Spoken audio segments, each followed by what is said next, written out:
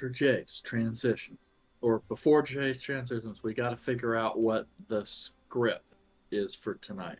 Have we figured out all of our scripted events? I thought we were Kelmac, improv a cappella. improv maybe acapella, but remember how we discussed that you guys have a habit of noping out of shit, and that I needed to railroad you guys more so that way like stuff I'm actually sorry, got what?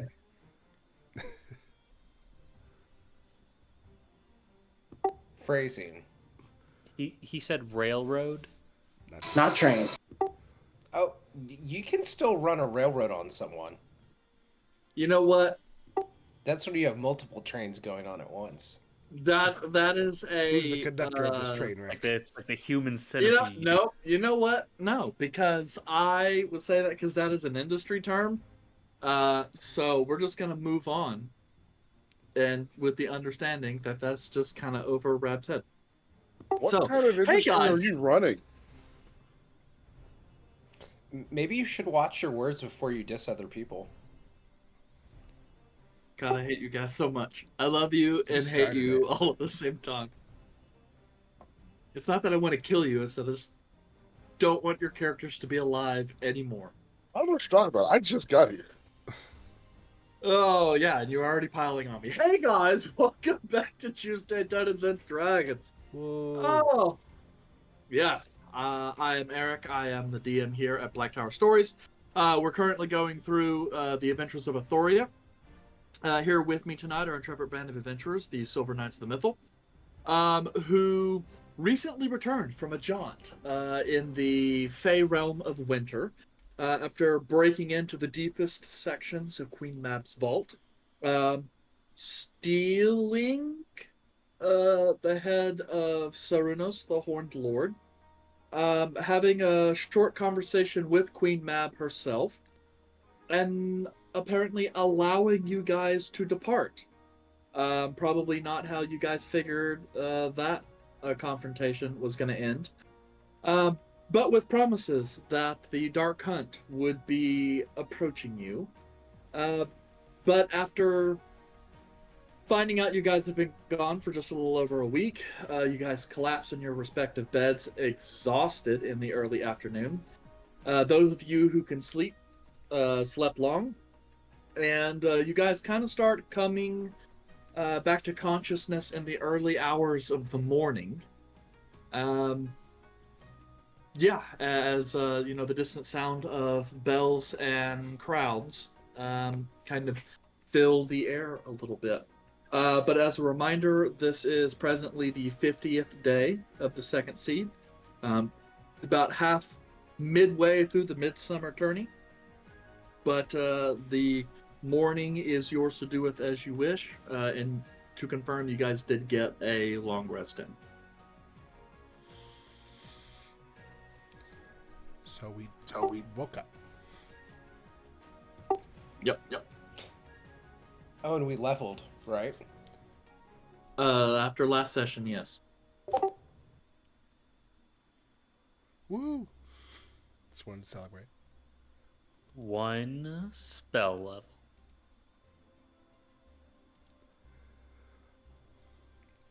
Ooh, I have divine intervention. Oh yeah, you can roll the not percentage on that every time you use it. Never know. You use it every day, and there's a chance you could work. Roll it enough, you'll guaranteed to make it. No. That happened once for you, I think. That happened twice. Only happens when you need it. Well, there you go. Doesn't happen when you're messing around.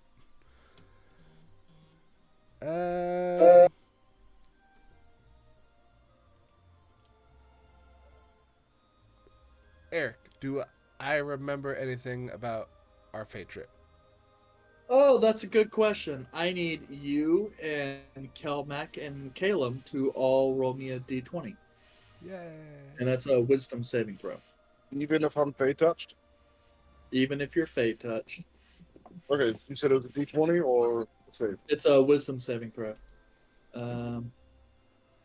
Calum, you Yes. cast the blink spell in your sleep, apparently.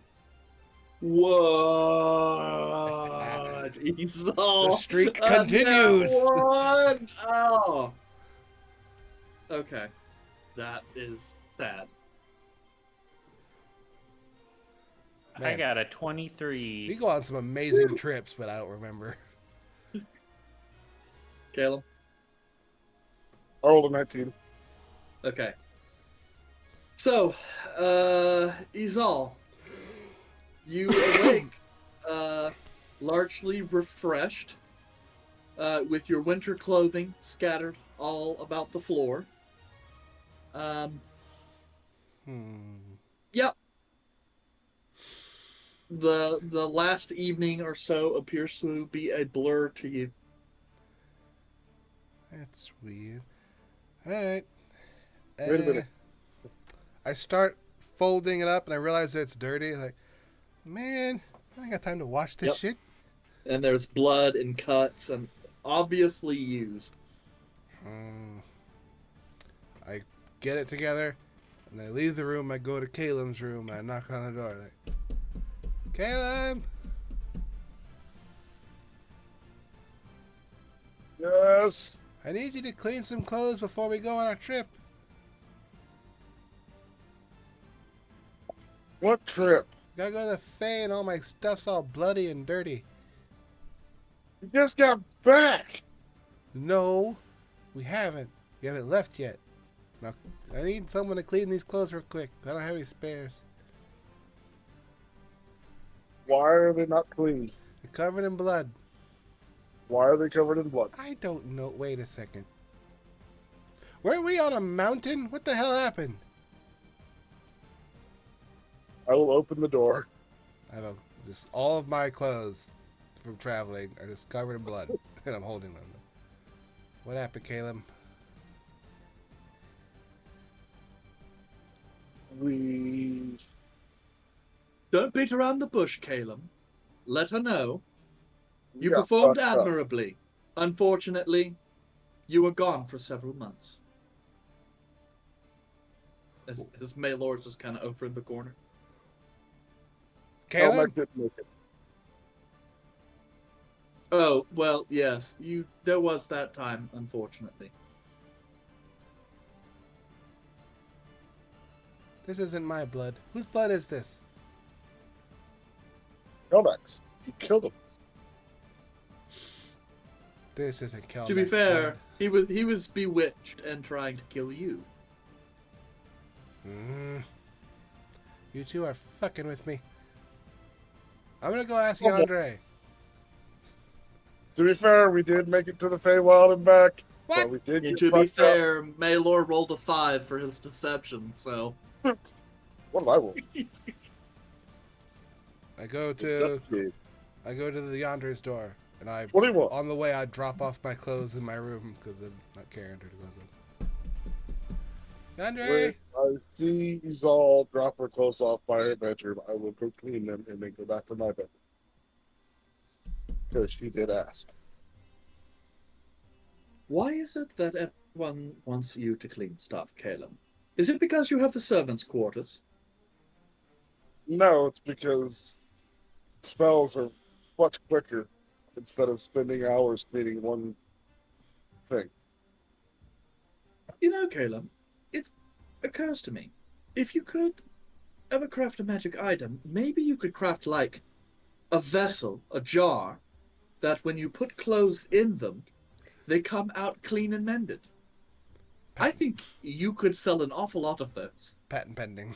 You could have two in your tenure as when you were alive, but you didn't. Freaking Arthur and Gander already have this as a pending copyright, just as a heads up. The hell is going on with my camera? Well, I told you a while ago you cast a blink spell on yourself. Oh, I thought you were. Sorry, I yes, thought you were referring oh, to the God. I was fact that trying to be coy. I thought you were referring to the fact that I was by the fireplace and now I'm in my Oh, it's bedroom. getting way worse. This is hilarious. Are you, Yes, it's are you getting way sure worse. you're not using Blink right now? I will be right back. Oh my god, part of Caleb is still in the Feywild!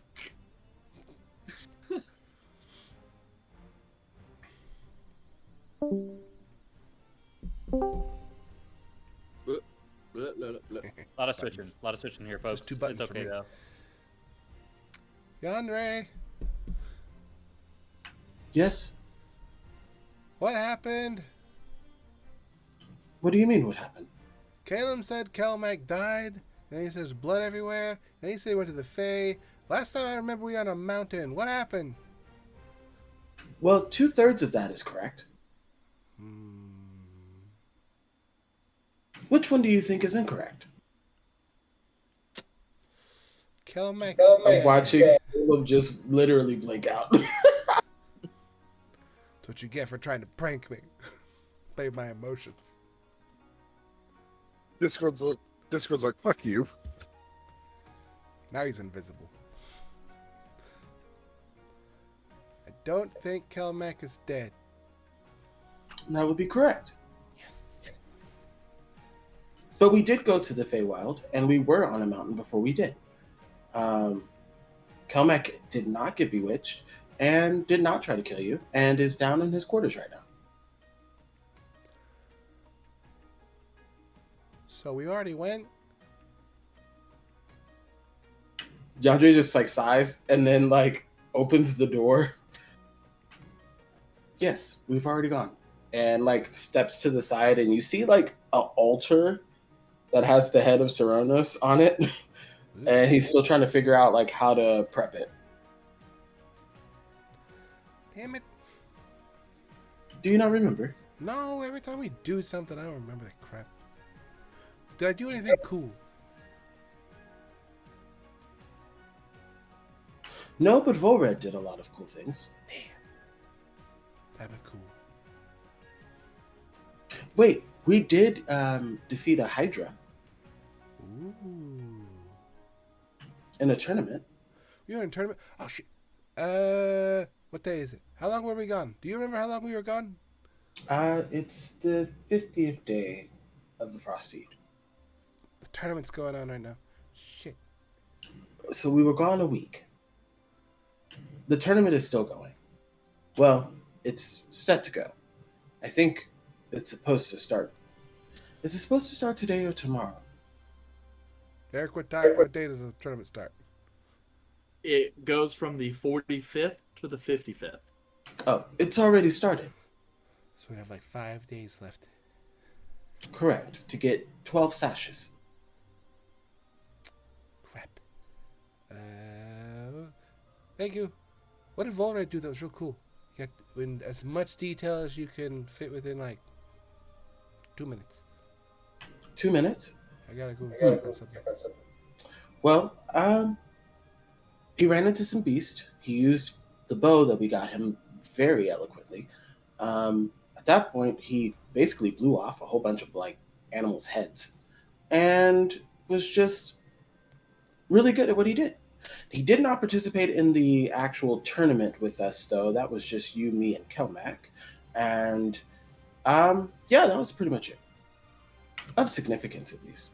We did meet Queen Mab, and she just kind of let us go. We also met Prince Frost, who reminds me of Jack Frost from here. But, you know, that's neither here nor there. Yeah, it was interesting. But that's about 2 minutes. Less than 2 minutes, but probably about as much as I can give you in that time frame. Man, all the cool stuff happens when I don't remember it. Thank you. I'm gonna go check on my girlfriend because it's been days. And I start A week. running out the door. Andre just closes the door back.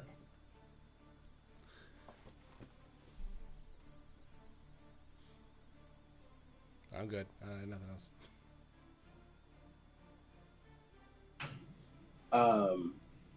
Jan, during this period of time, is going to attempt to commune with Ceranos. Head wakes up. What up, dude? See Speak if with dead. there's an opportunity. He's not dead though. That's the problem. It's like if I'm going to speak with him, I can't. He's not a dead entity. Anime object.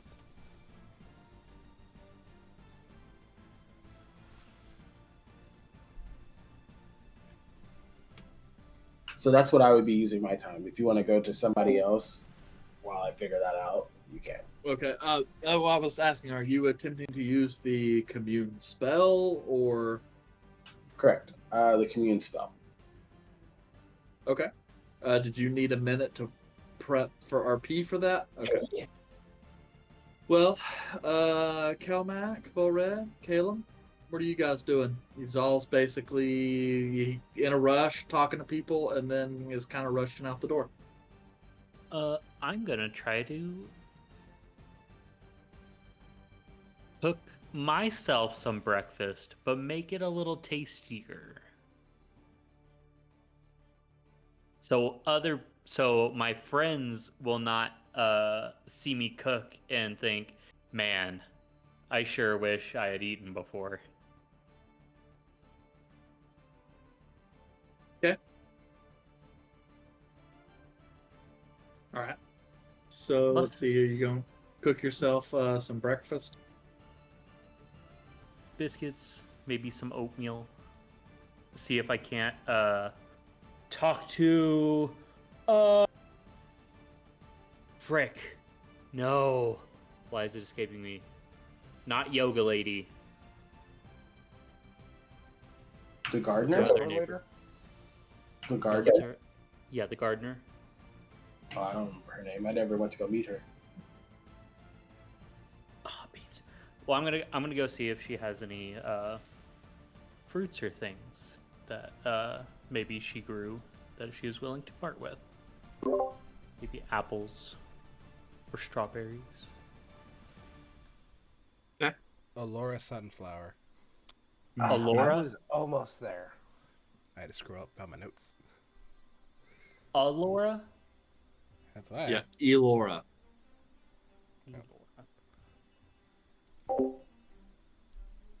Yeah, and then Nalira is the yoga instructor.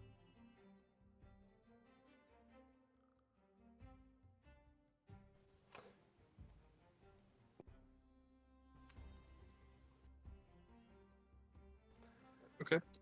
So, yep, you're going to go speak to Alora and see if you can borrow some herbs.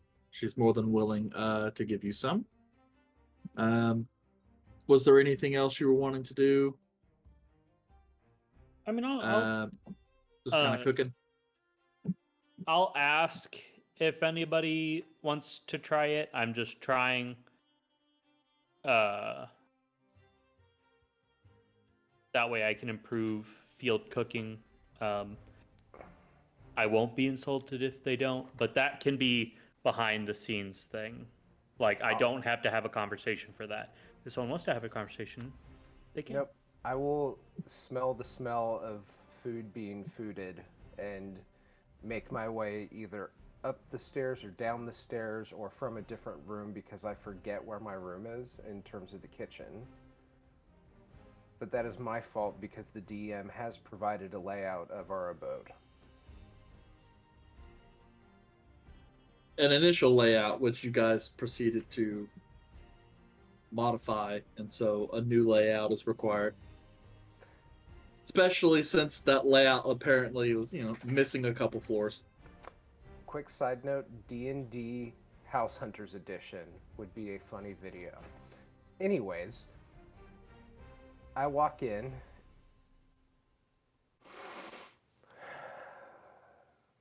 What are you cooking, Kelmac? I got some oatmeal going. I made some biscuits. They came out a little tough. Shh. Don't set the expectation of the meal.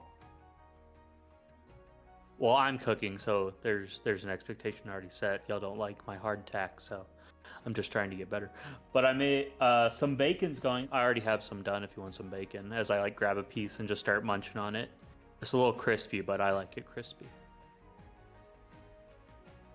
I'm not telling you how I like my bacon yet. And I will wait for the full meal. Well, I'm not preparing a spread. I was just gonna. I made some extra in case anyone wanted some, and I was gonna see if anybody wanted it. You want a bowl of oatmeal? I got some I got some strawberries from the neighbor. Well, you said the bacon's done now.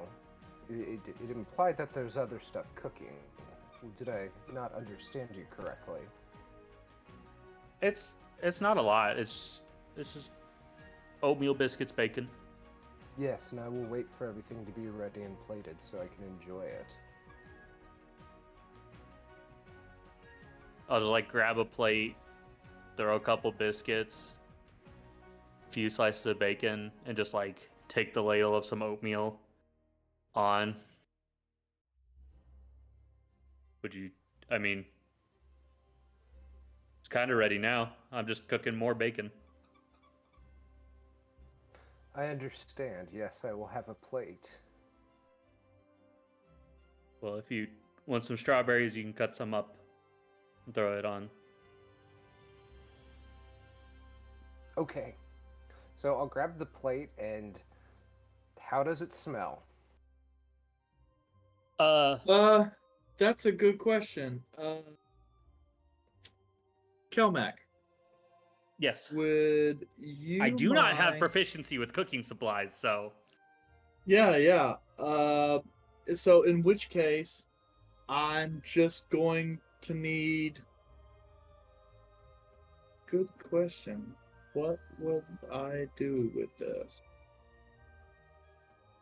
Let's just go with intelligence. just check. Yep. Okay. I get a +0 on that. Aw, beans. 7. 7. Well, uh,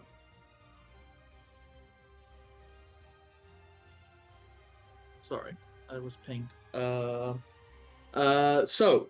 Going through it, just taking a quick look. Volred, you glance down at the food, and the plating's really sloppy. You know, some of the breakfast items, eggs are looking a little runny and stuff. It's very clear that Kelmac, your food is edible. Yeah. That's mean. Why are you It's so mean to me?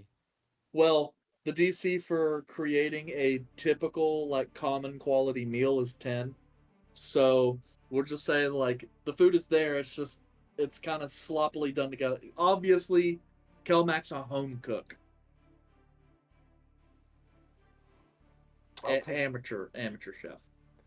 I'll take like the smallest bite of each. Helmac, this is quite adequate.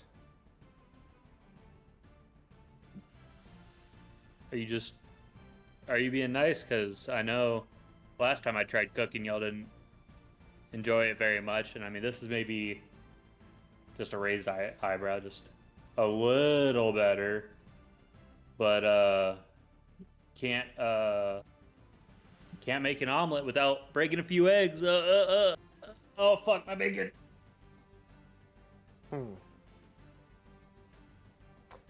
My father used to say we couldn't have breakfast without killing a chicken.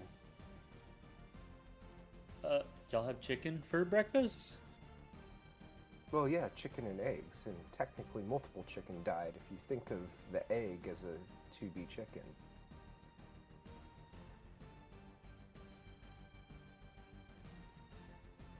Yeah, I guess.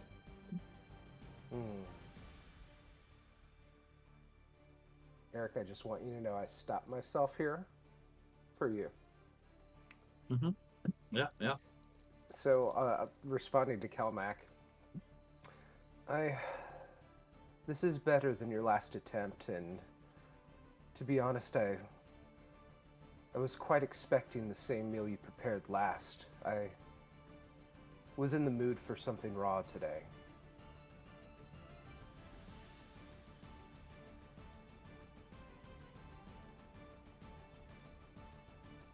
I didn't even mean that one, okay? Well, I mean, last time I cooked, it was a field fire, so I mean, I guess you can control it a little better at home. So But I mean, if we can at least stay here for a little while, I can practice, though that'll use up a little money. But after that tournament reward, we're not really hurting. Well, good attempt. Keep it. You got this. Good job. Thank you, Volred. You don't need to try that hard, but I get the sentiment. Thank you. Okay, thank you. That felt a little weird. It was a little weird. Well, thank you for the delicious breakfast. And I just kind of walk away, only taking that small bite from each area. I'll bring like the tray of probably slightly burnt biscuits, the kind of overdone bacon, a few broken egg yolk fried eggs maybe, or maybe they broke while I was trying to cook them, so I tried to scramble them so they didn't end up so great, and just like the little pot of oatmeal. And I'll bring it out to our dining room. Okay. And then I will go gather people to just come eat or pick as they want. I see that Yandere is in the middle of a thingy, so I'll be like, I'll ask him if he wants me to bring me something. You go and open the door, and it looks like he's in the middle of a I'll profane jiggle ritual. the handle. I'll jiggle the handle. It's not locked. Well, still, you said jiggle the handle, so I know. I'm just telling you, it's not locked. Yeah. Hey, Yandere. Oh, Yandere, you busy in here? Look, and Yandra's eyes are full of black. You want some breakfast? Just kind of squints at you and has not like responded. You can tell Yandra's like trying to figure out whether or not he can talk to you and still talk and commune, and doesn't want to waste any of his communication on replying to you at this moment. I'll bring you some food in a little while. Just puts his thumb up. Click. Yeah, whole thing's going on while like you hear the.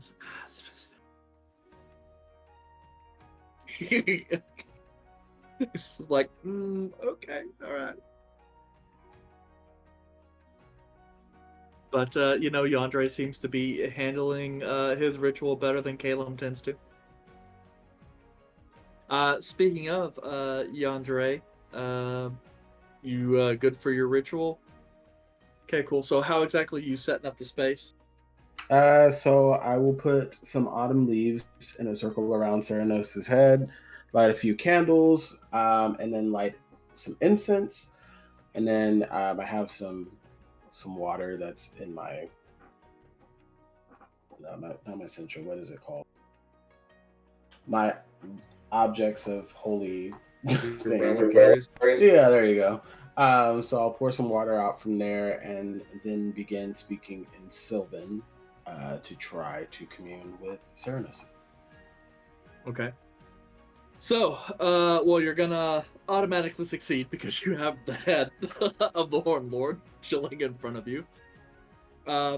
So as you're kind of communing, you have that familiar feeling where your consciousness expands.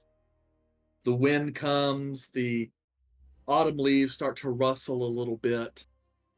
You feel the darkness, the light kind of go out of the room just a little bit. Not completely dark, but like twilight, evening sun. You can smell harvest crops on the wind. There's a mix of like wheat and apple and other kind of like a wild earth kind of coming across. As you kind of open your eyes, you can see just kind of on top of your world extending a place that seems to resemble the Amberwood. But the trees here appear old and gnarled. Many of the leaves have fallen, and what trees are here seem to cast long shadows over the place. So there's just like everything is in blues and purples with god rays of yellow and orange and red. And then you hear on the far distance the stamping of hooves like a stampede. You watch along the mists as a long trail, this massive cavalcade, a whole herd of deer and stag, begin to frolic past. You hear a snapping of the twigs behind you, and as you turn, this massive 15-foot tall deer with this kind of ruddy brown skin and a crown of thorns upon his head is just gazing down at you. Still. You have done well to summon me. Apologies, but with the power that I have, this herald is all I am capable of summoning. And Yandre will immediately avert his eyes down and just be like, as the leaves fall. Do not hide your face from me, child. You have done well and should be proud. Yandre will look back up. I am unfamiliar with how this works, but in tomes it says that I can only ask you a couple of questions, and so any knowledge that you can bestow would be very helpful. To make this quick and to protect your time, I'm attempting to get the head back to your body, and I just need to know if I were to reconnect your head to your body, does that give you some regency over yourself? Any form of power back?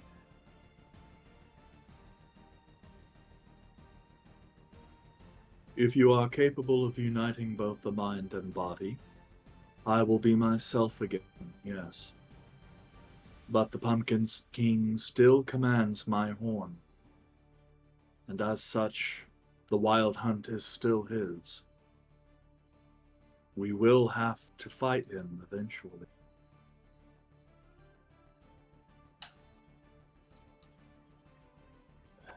That pretty much answers my second question.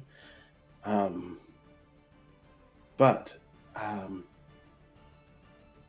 when the fight arrives,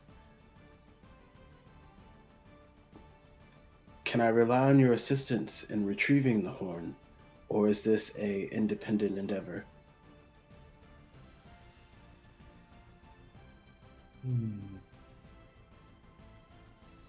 I will be able to grant you some aid.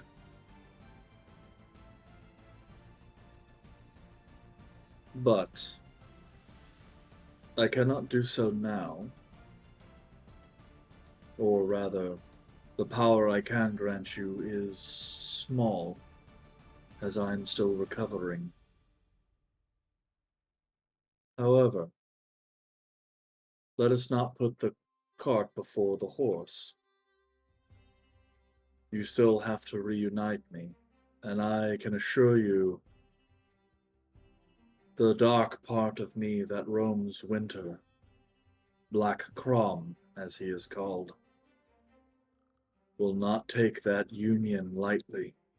He will try and kill you to prevent a reunification. Well, then I ask you this. What is the best way to reunite your body and your head?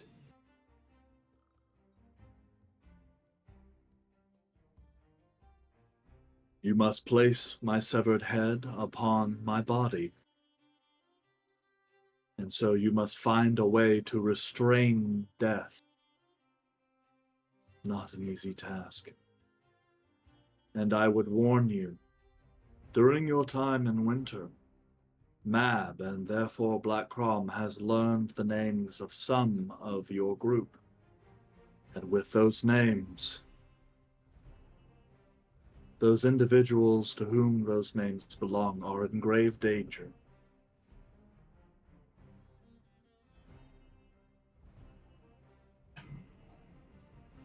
Are you able to give me any information on who they may have obtained?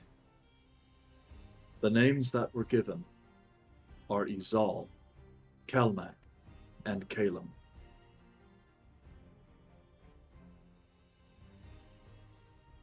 You never said your name, but Izal called out to you while you guys were standing in front of Dust Shroud. Understood. I thought that they would need full names in order to obtain power. It's just simply the first? That is all that is needed. I would like to point out that I said Kelmac after Dust Shroud already said Kelmac, so I assumed he already knew it.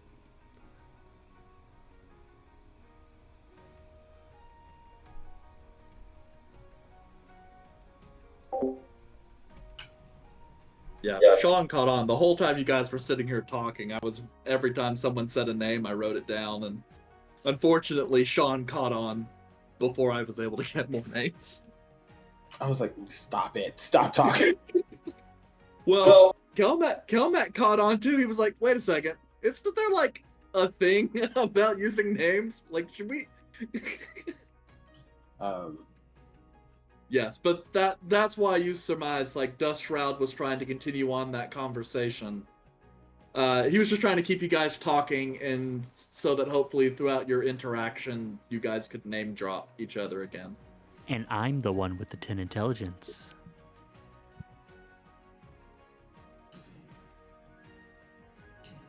Understood. The Dark Hunt knows of who we are. What are the chances of them immediately finding us here in the Prime?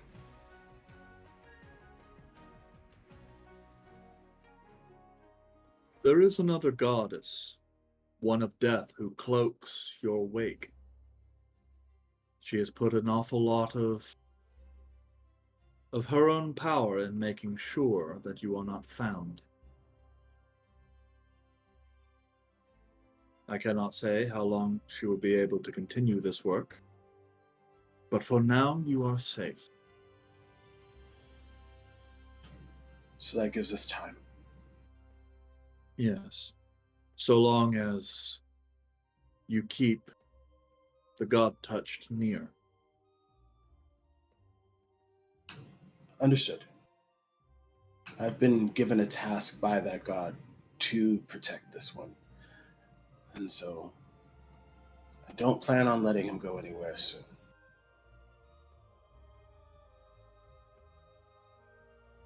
Good. Once my head is reunited with my body, I will be able to help you more concretely.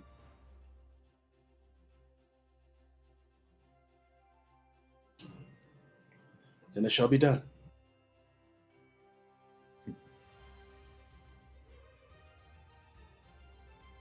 Still, you have gone far, even though you had no need to do so. You could have taken your little sparrows and fled.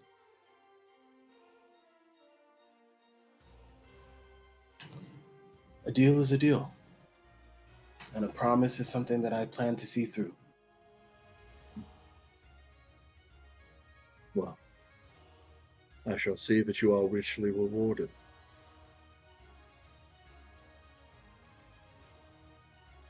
Thank you, Ceranos. Thank you, Yandre. And may the wilds bless you wherever you go. And may your powers rise as the sun and your enemies fall as the leaves.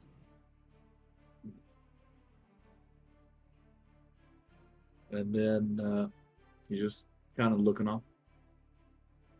Twilight is over. Dusk approaches. For me, at least. Then rest. And then you see his body kind of turn ethereal and scatter to mist. And then you start to feel the consciousness recede as if waking from a dream. You find yourself in your room. The little motes of fey light start to peter out, and you feel surprisingly vigorated. It's not as if it's not like you've received a boon or power or anything, but perhaps it is just the turning of the page in a new chapter, but good. You feel truly rested.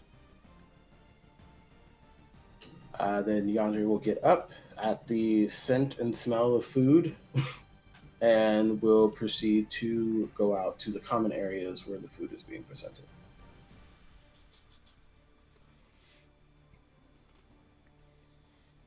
Okay. Looks like Kelmac is the chef. You cooked? You muted? Did you come down? Well, my room is like Okay, you're on the first floor? I'm on the first. Well, do we count the first floor or the basement? Listen! Okay, it is the first floor because it is the first floor that is above the ground. Okay, I'm on the first floor. Yeah, I I believe am on the first your room is under Volred's room because you have one of the nicer rooms. So yeah, you have the room that's under Volred's room that's like right off the living room, and then Kelmac is opposite you in the guard room. So yes, I'm on the same floor as Kelmac. So I'm just eating at the dining room. Yeah. I tried. what all did you make? I didn't know how you'd feel about the bacon. You don't eat meat? Faye? Don't eat meat? Who told you we don't eat meat? I've ate Adak for a majority of the trip, in which we've been. I gave you some oatmeal with some strawberries, a couple biscuits. I still have eggs and some bacon if you want some eggs and bacon. They're a little cold now. It took a little bit. Yandere like looks at what's remaining on the table is oatmeal, and strawberries, and what did you say? Biscuits? Limpy biscuits. They're a little hard, but I think I used too much flour. You attempted to make this for me, so I will attempt to eat it for you. I appreciate it. Even Volred was a little nice about it, so Is that surprising? a little. I mean, he's gotten better at it, but it still surprises me. Well, I should I sit here and eat, or are you going to go back to your room, or? If I remember right, that tournament's supposed to start is already started. So I was probably gonna eat and get ready and head out and try to hunt down some other medals. Do you want me to wait here for you, or do you plan on venturing out on your own? I mean, yeah. Companionship is nice. You can sit down and eat. It sounded like Izal didn't remember the Feywild. Is that a thing? Well, Izal has a tendency to not remember anything of any of the Fey-touched places that we go. Even when we went to Kalim's father's place, Izal doesn't even remember that interaction. So I would imagine it's probably some form of amnesia that she's incapable of overcoming.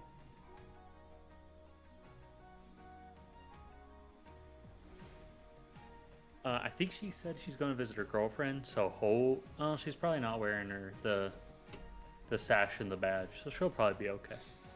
But yeah, if you wanna get some grub in, and then we can head out and try to rack up some badges. I understand the interaction with Queen Mab was not what we were hoping for, but we got what you were looking for, and that's a step forward. It is. Have you seen Caleb around? I gave him a little bit of food, but he was in some books, so I don't know if he's gonna eat it. Caleb! You don't have to yell. He's upstairs. He can hear you. Yes.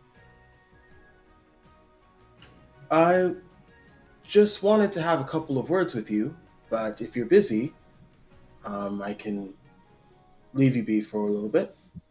No. And Caleb will head down with the plate of food empty and put it in the sink. Thank you. It was good.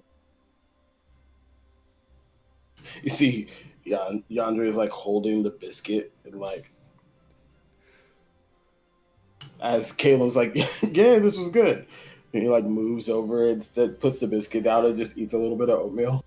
Yeah, Caleb Calmac will started that whole process of saying, well, because you guys don't want hardtack, and then made proceeds to hardtack. cook hardtack.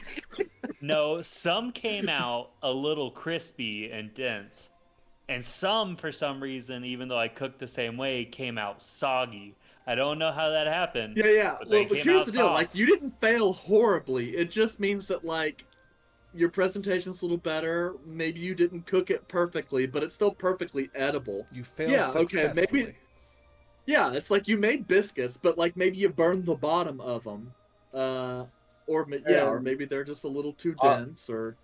Caleb, whenever he sits next to Yandere, will uh, try and silently cast prestidigitation to make the food that Yandere's about to eat taste a little bit better. Paprika. You went upstairs and used magic on your food, so it was Yeah, edible. right. He didn't want to do it in front of Calmac. Oh, Meanwhile, this needs seasoning. I'm elbows out because it's trained from eating with other soldiers. Just like you got to keep the elbows out to keep everyone else away. Yandere will take a bite and is like pleasantly surprised. And then like looks over at Caleb and is like,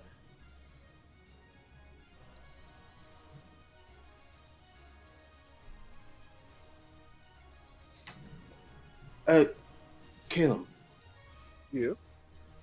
have you had an opportunity to speak with Morgan recently? No, I was actually going to speak with her today or tomorrow. Here in a little bit? Probably, yeah. Um, two things. Can you ask her about Sal for me? And can you also thank her for protecting us here in the Prime?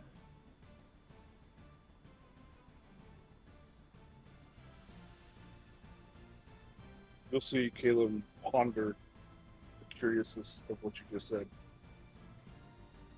Protections? She'll know.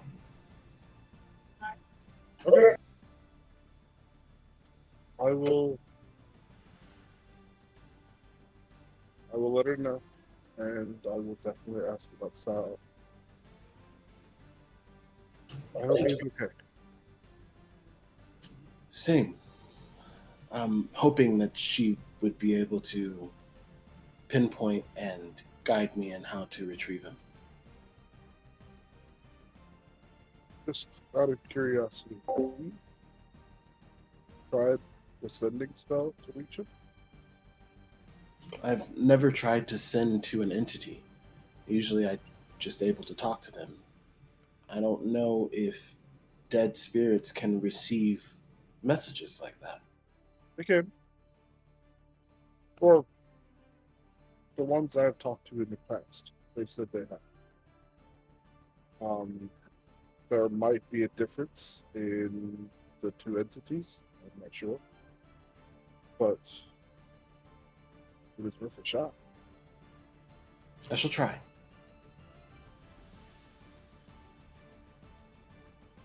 Thank you. Yep. And I'll let you know whenever I speak to him. Well, Yandre will scarf down the rest of his food because he doesn't know how long Caleb's magic is actually going to take hold. So he goes and kind of powerhouses through the rest of the food and then looks over at Kelmec. I am ready whenever you are.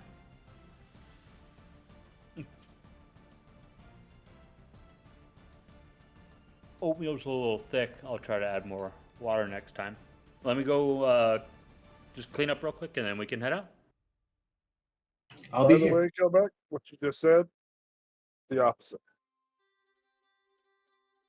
Less water? You said add more flour. No, water. I said water. Okay, I said never mind. water. I misheard. The weird mouthing I was Buttermilk. trying to do was probably made it sound weird. But yeah, I'll go to my little washroom and get some of the crumbs and stuff out of my face fur. And I'll just come on back. I'm already armored up. I got Valorhard on the hip and Scalrender on the back, just in case. Oh, Caleb. Yes? Yandre takes his bag of holding and dumps out all of your earnings from his bag of holding that he was holding in there. All right. Thank you. And then I'll pull out my bag of holding and dump it all in. Great. I had forgotten that I had given it to you, and I had already put it in my bag of holding. I will go ahead and put on my red sash with purple trim and adorn my beholder badge. Right, you had Beholder. I think I had the unicorn and it was blue. Unicorn is green and white. Okay, well, that one. I actually put down notes. Be proud of Blue me, and please. white is Pegasus, which is the only one that actually has blue. I wrote down the notes, but they have been seeped in all of the conversations that we've had recently, so I will find it. Yes, they're up there. I had to scroll up earlier and copy pasta because I realized that I had it on a note card, and the only one that actually got a digital copy was you. So it's like, oh, yoink. I'm gonna yoink this.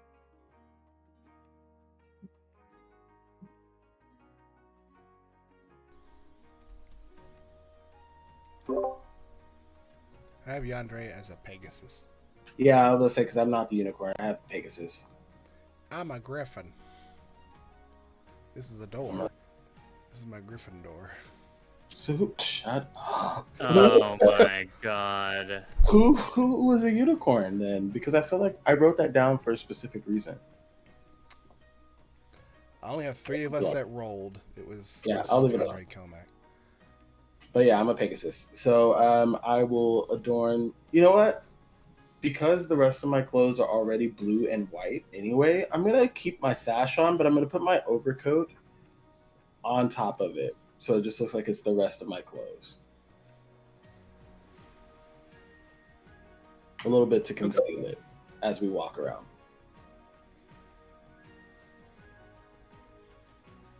Give me 1 second to go grab a water bottle or two. Maybe I can stretch my headphones. It's wired. No, I'm almost there.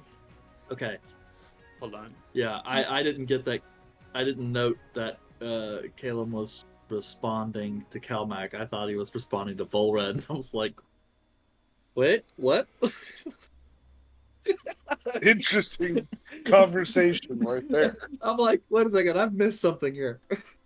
And then I saw it was a quote. We're talking Discord stuff for anyone online. Okay, I'm back.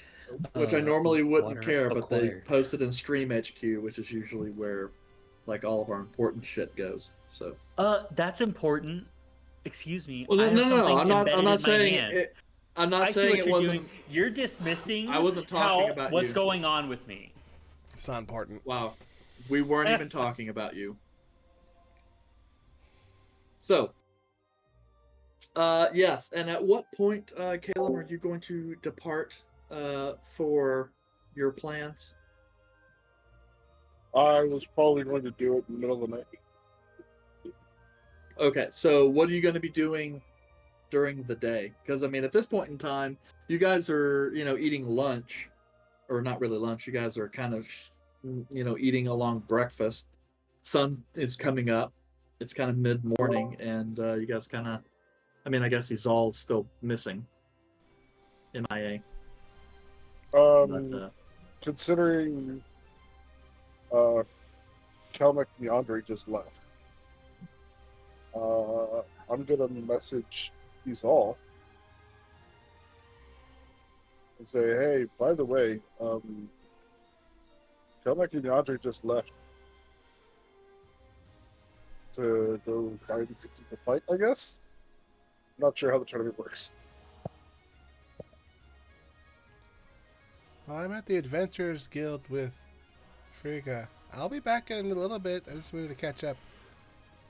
And then I'll fight. I don't know how this tournament works. Then it cuts off. okay. So, Yandre, Kelmac, you guys are out on the town trying to see if you can pick up some sashes. Yeah. Okay. Any particular place in town you guys are going to look? You guys just going to head like towards the Coliseum? Probably head to the Coliseum just because that makes the most sense to be able to find fights. But if I see anybody along the way, I'll probably try to stop or utilize that opportunity. Okay. Let's. I would What say is my this? approach to how I'm going to do this is I don't intend to have make a big fanfare of the fights. My goal is to have as little people know that I am participating as possible while doing it. Okay. Oh, So yeah. Sorry, I know we were trying to talk at the same time. If you challenge someone, is it like Pokemon fight? Like they have to accept, or they can just like run away? No. But I mean, then they've robbed themselves of the opportunity to win your badge, your sashes. So, yeah. So, you guys do spot several other individuals. Some of them seem to bear in the same badges that you got, sashes that you guys have. A couple of the guys you might ask, who are basically at this point going, nah, dude, I either have another fight prepped, or nah, sorry, man, I'm actually trying to get lunch. But as you guys kind of are making your way more towards, the tournament at the Coliseum, you do start to notice a couple other people that are displaying their sashes more prominently, and seem to be having conversations where it looks like people are trying to go, okay, so you and I are going to fight while they fight, and then you guys, they're trying to organize like mock brackets out here kind of in the streets. You spot a couple of individuals that look like might be useful for this. You notice an individual who appears to be wearing like full plate armor, human, wielding kind of this massive warhammer, who displays the sigil of a dragon on his. Um, and from what you can tell of his kit, this is also immediately noticeable by Kelmac. The way he organizes and stands, this guy's a military man, perhaps a knight or something of that nature. You guys assume so because he does have like a personal coat of arms um, here, which appears to be like a silver fist on kind of like a blue background.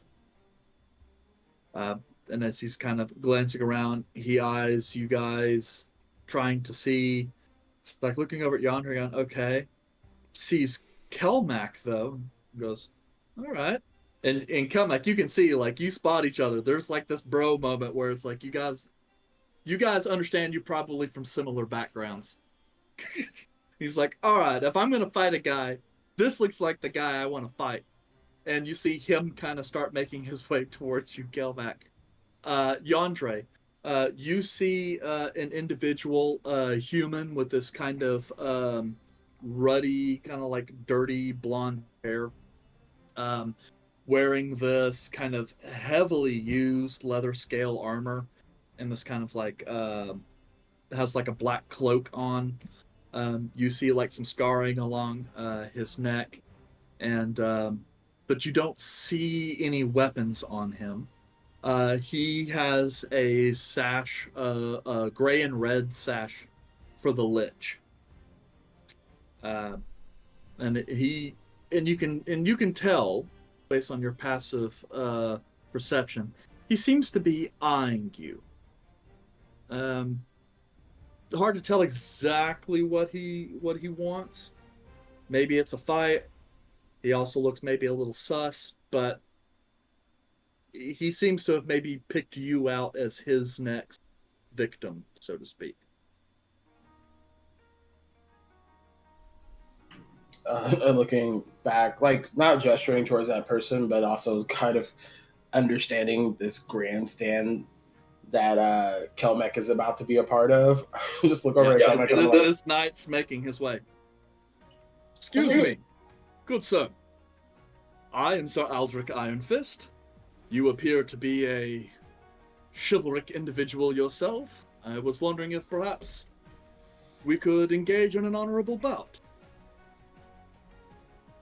I think I will take you up on that offer if we can exit towards the interior of the Colosseum so as we do not catch any other groups in our foray. Ah, yes, of course. No worries. After all,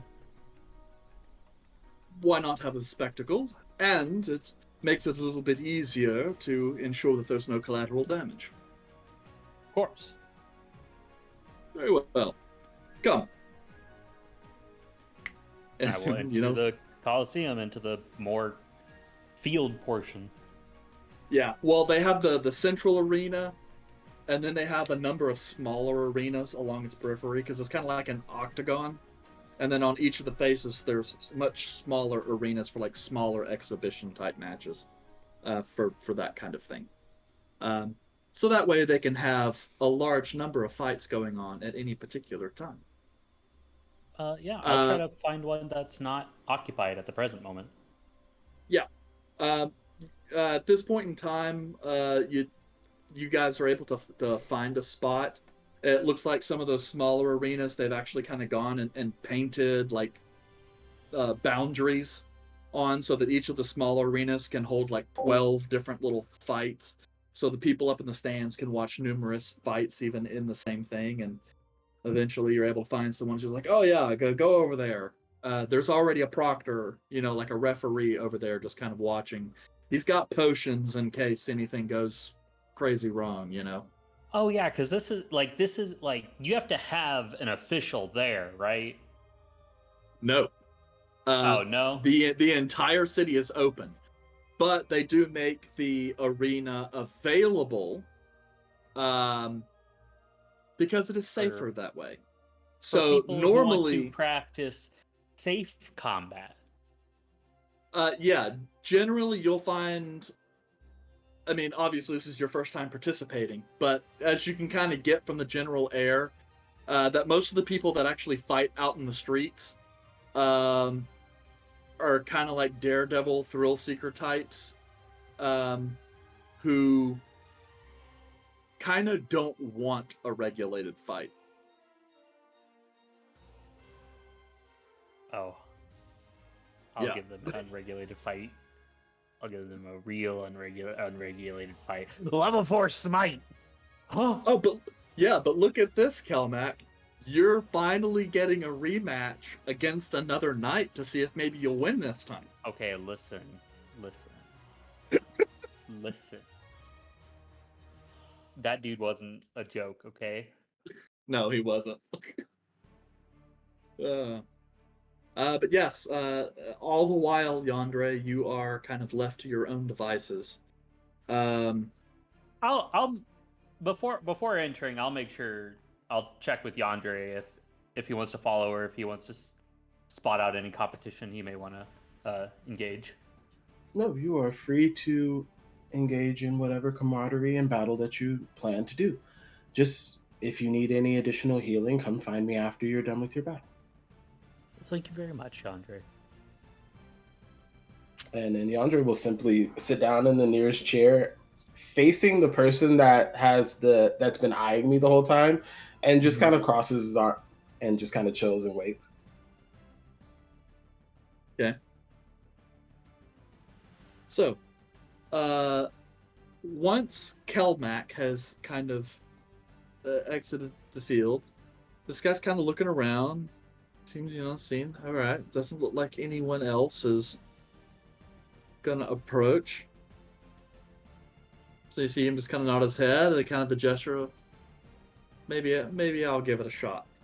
And then he starts kind of making his way towards you, dropping any air of stealth.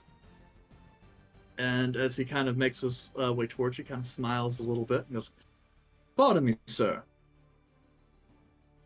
I hope you don't mind me saying so, but you stand out a little bit. And thought you might be an interesting individual to test my blades against. Would you care to have a bout?" Sure.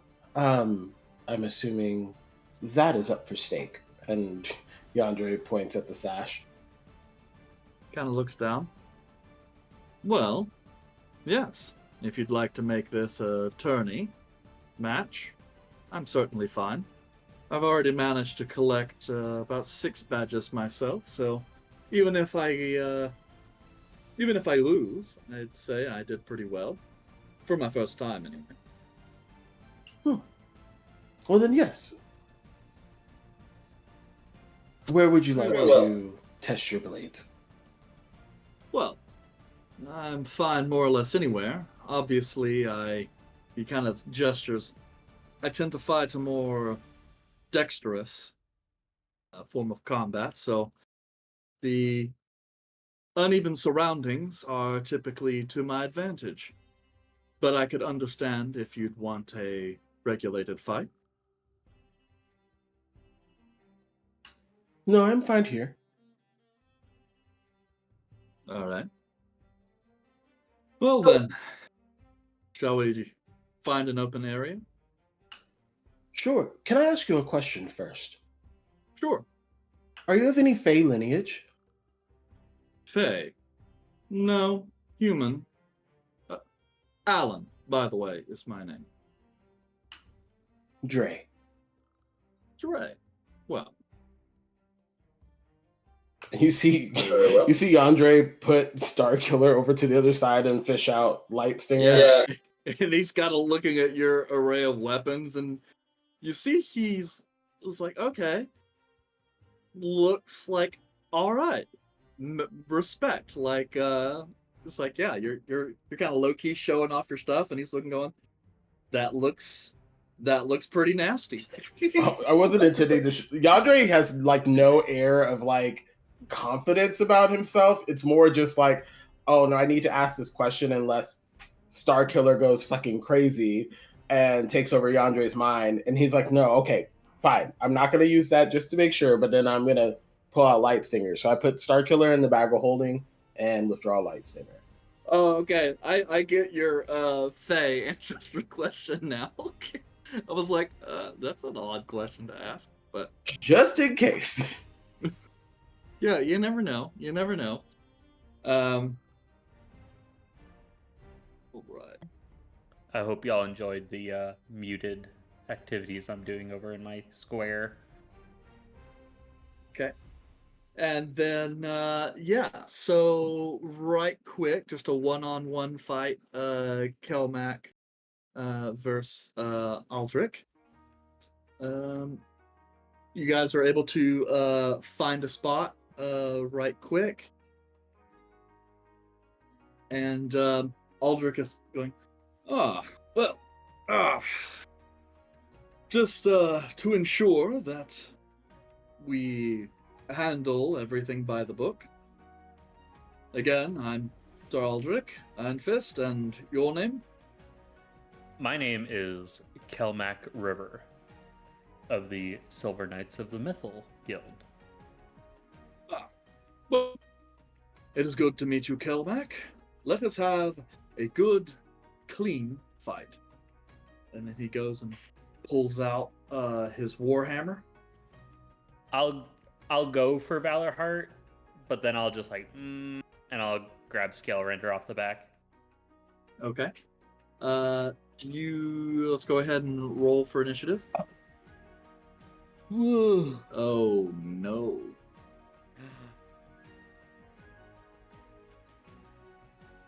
Oh, it's fun because we both don't have decks. Yeah, but I rolled a 2. I rolled a 15. Okay, so that means you seize the initiative. So, yep, once the referee is like, fight! You're first off the line. Yeah, I'm assuming we start within his engagement range as about 30 to feet be fair. Distance between you. Yeah. So I'll quickly close the gap. So I will. Where the fuck did I go? Oh, I will Shield of Faith for the bonus action. Okay. And then I'll go into attacks. 19 to hit.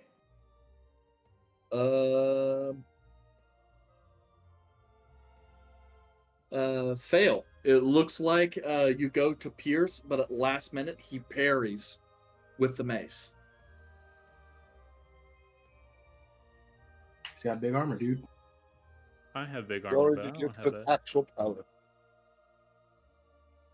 Yeah, well, he has the parry ability, so. Oh. Is that for the one attack or till end of turn?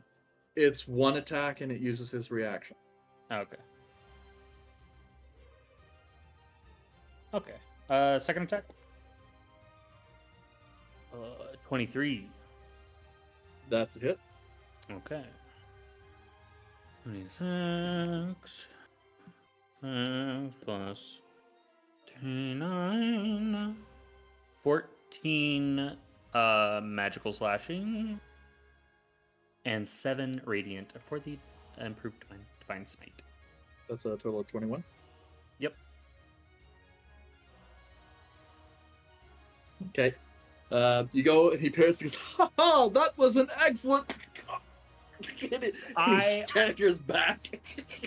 I will aim for armored parts to deal bludgeoning if I can, if you will allow. Yeah, so you're gonna hit him on the hard part of like the shoulder and stuff.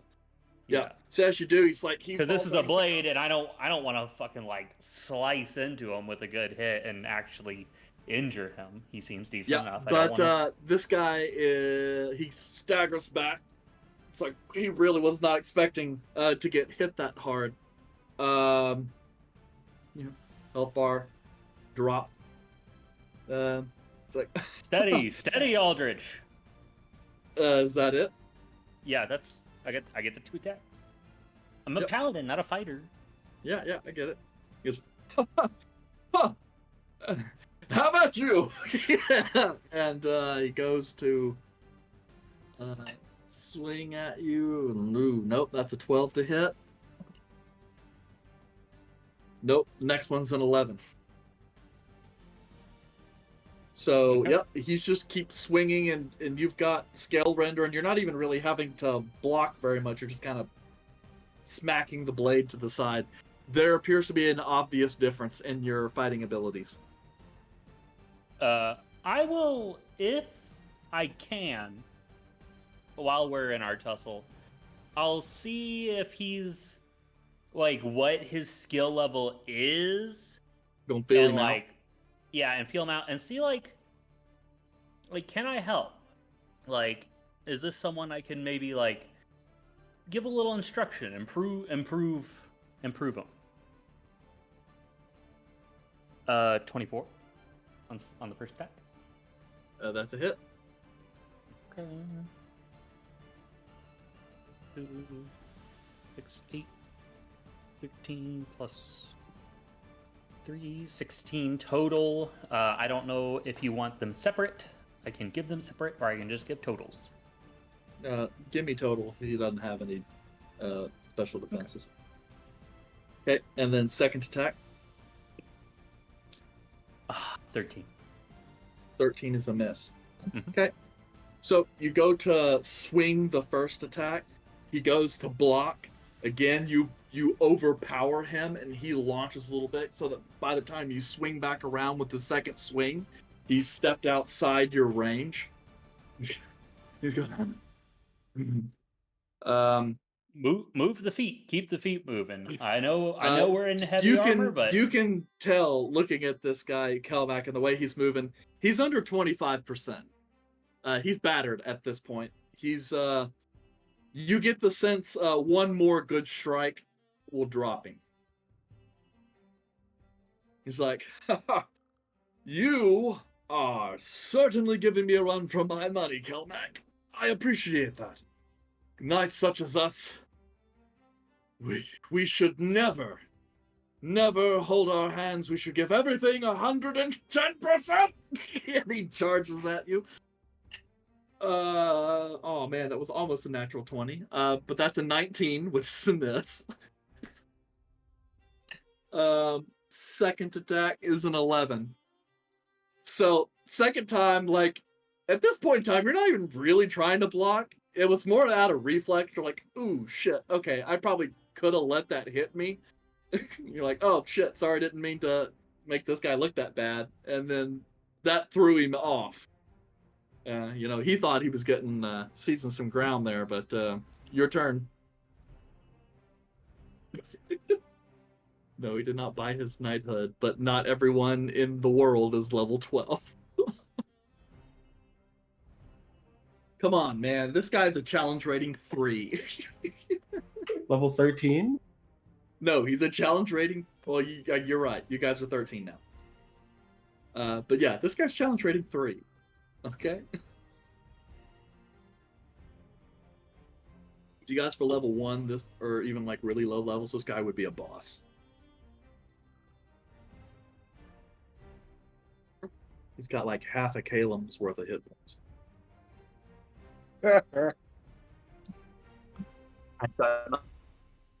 Oh, sorry. You roboted, and then I can't hear you anymore. can you hear me? Yes. Bing bong. No, I was gonna say using a skill in combat is an action, correct? Depends on the skill, but generally yes. I would like to persuade them to I can't think of the word. Surrender is the actual word, but Admit defeat. Withdraw. no, not admit defeat. Withdraw. Yes, thank you. You're asking him to Because withdraw. I do not want to severely injure him in folly of one's pride. Okay. As that happens, you see him. I mean, you can go ahead and roll a persuasion.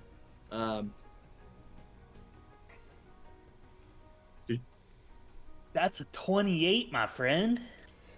How are you so persuasive? He's our one charisma character. That was a natural 20 on the die, though. Okay, yeah, that happens.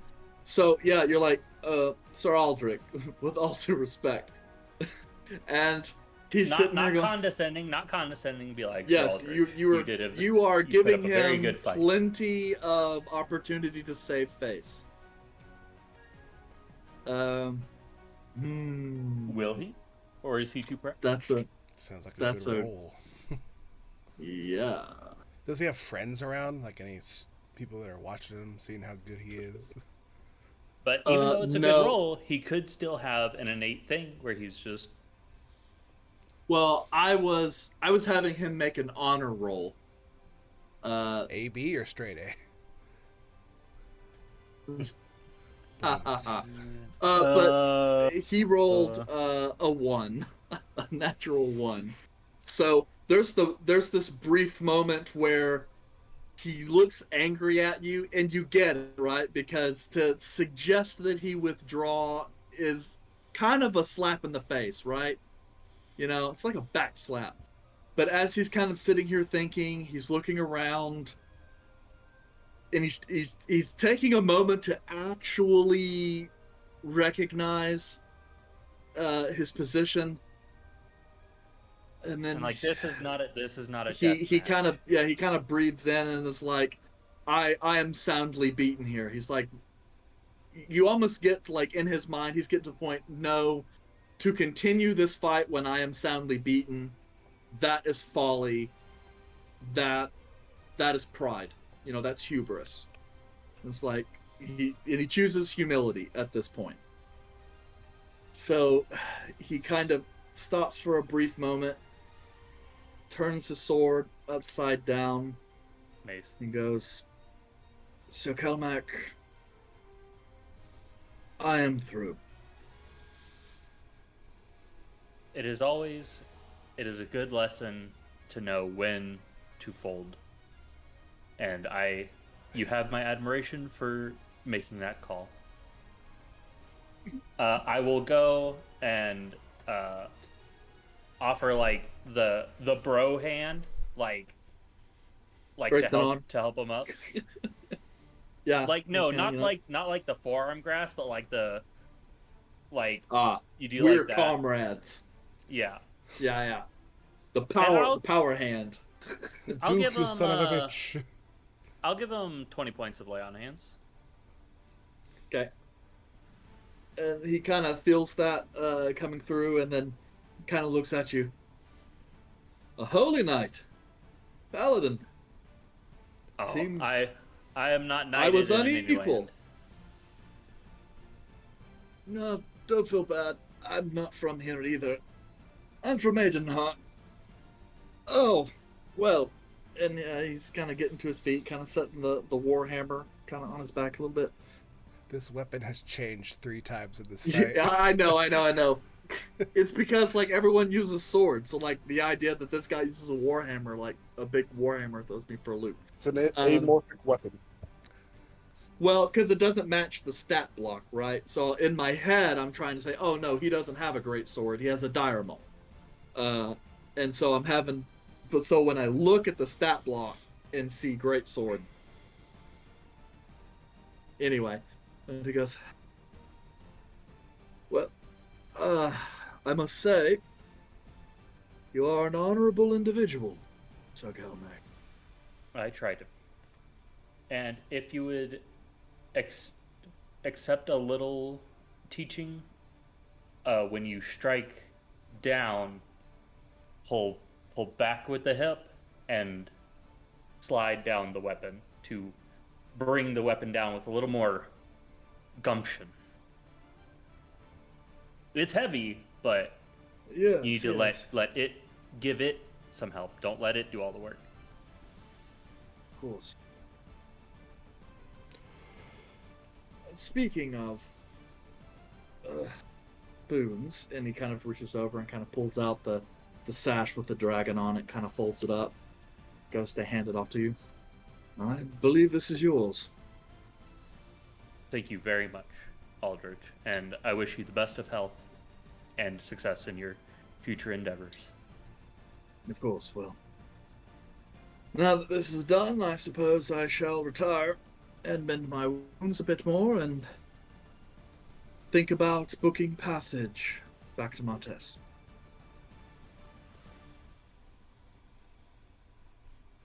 And Sorry, he's I'm kind of noting down the badge.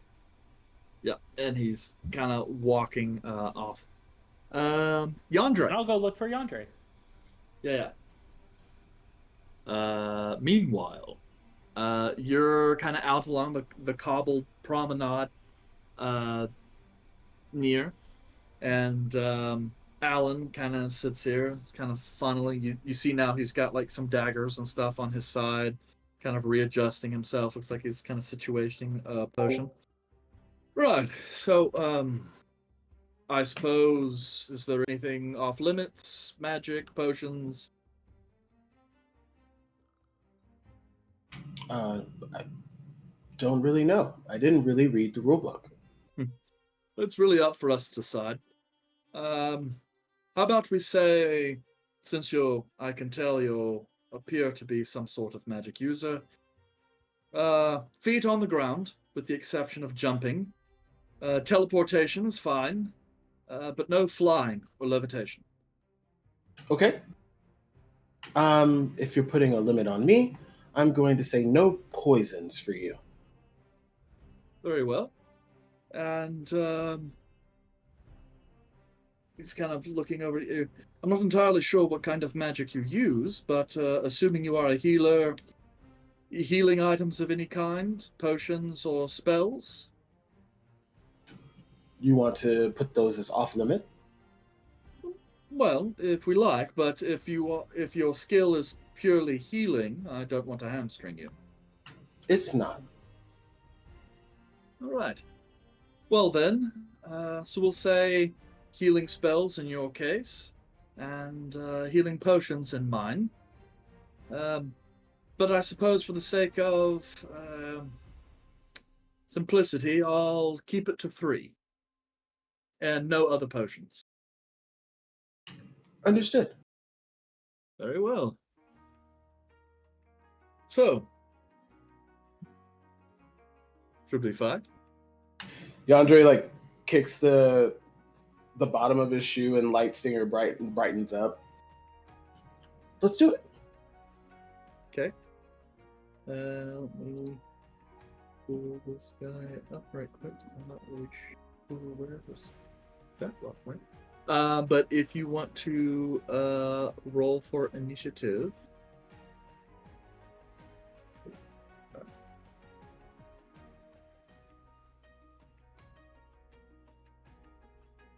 I got a 13. oof, I got a rock. you got a rock. Let's see. This guy's.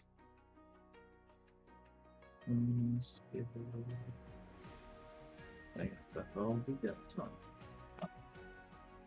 19. You'll go first. Okay. Let's see. No one is surprised. So, you see him kind of reach out. He pulls out what almost kind of looks like a rod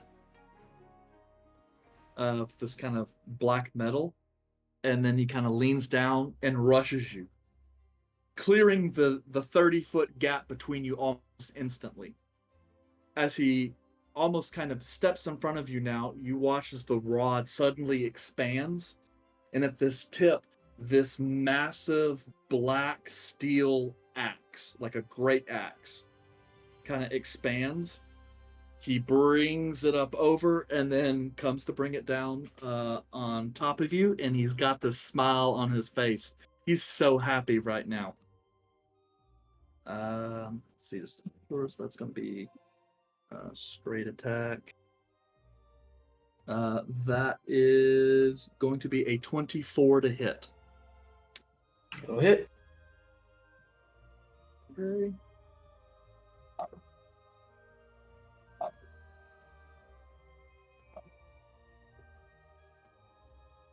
That is going to be 23 points of damage. And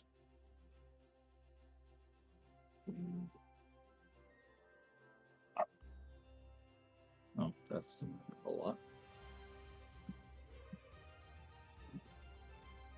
Okay, and then he'll swing around for attack 2.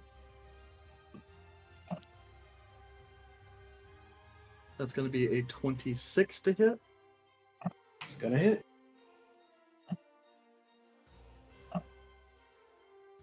I That feel is like our 22 points of slashing damage. I feel like our fights may be a little bit lopsided. Yeah, I was like, I'm not gonna get the same kind of fight that you're gonna have. I knew I was gonna get something a little bit, or the rolls would just be better. That's how that's gonna work. Okay. So yeah, you managed to take that. He finishes off, kind of looking at you, smiles. Oh, let's see how well you do. Okay. Andre just steps back and goes, "Sure. Let's try this." And I'll cast Hold Person. Old person. Okay, what kind of saving throw is that? It should be a con save if I believe that. Okay, that's not one. It's not. It's a wisdom. Hold Person is a wisdom. Wisdom. Okay. That is going to be a 23. It's gonna pass. Yep.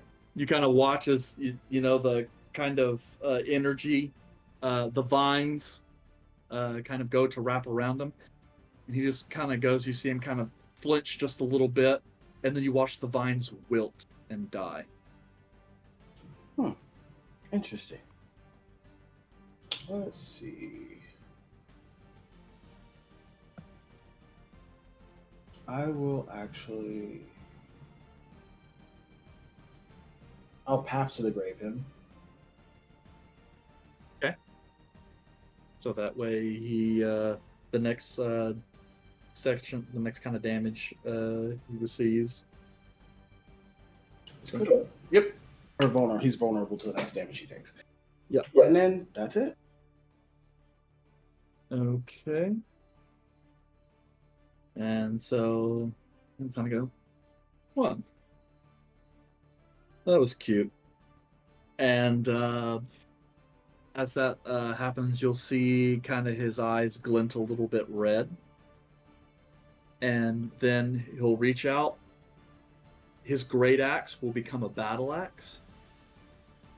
And then he'll just kind of start swinging wildly at you.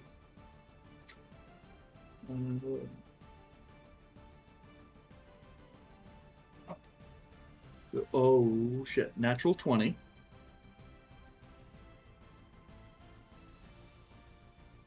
I have to look and see if it's something that I could do to myself. I don't think it is, though.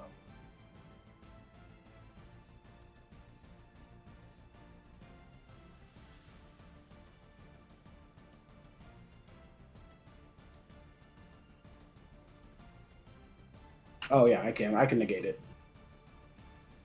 Okay. So yep. So yeah. Okay. So, but that's still going to be a hit. Yep. It's just not going to be a crit, and that's really was good for you because that would have been a really nasty thing to crit on.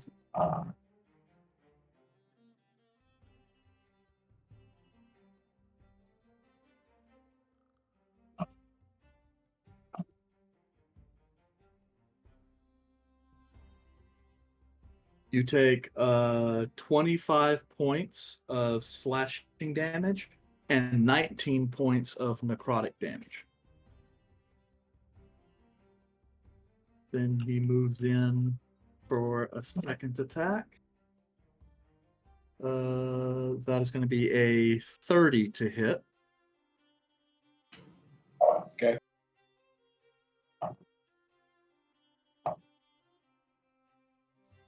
That is 18 points of slashing damage. And then he'll move down. Then he'll move in for a third attack. I'm down. Oh, you're down? Yes, that's what I was saying. Okay.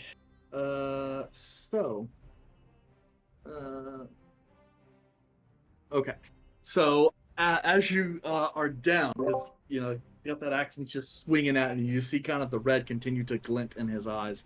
As you kind of go down, you think the fight's over. but it's not. He moves closer to you and brings the axe overhead and looks down at you with these kind of red eyes. It's like, hello, the name's Bashalan. And, well, it's just business. I need to make sure you're dead before I go after your friends. And he goes to swing his axe at you. That's a 24 to hit. Yep. So that's 2 failed death saving throws. Yep. Okay. So on your turn, as you are kind of sitting there, you're like, oh my god, what the hell's going on? And you're fading into the black. Your heart pulses. And then starts to race a little bit more. And you stabilize.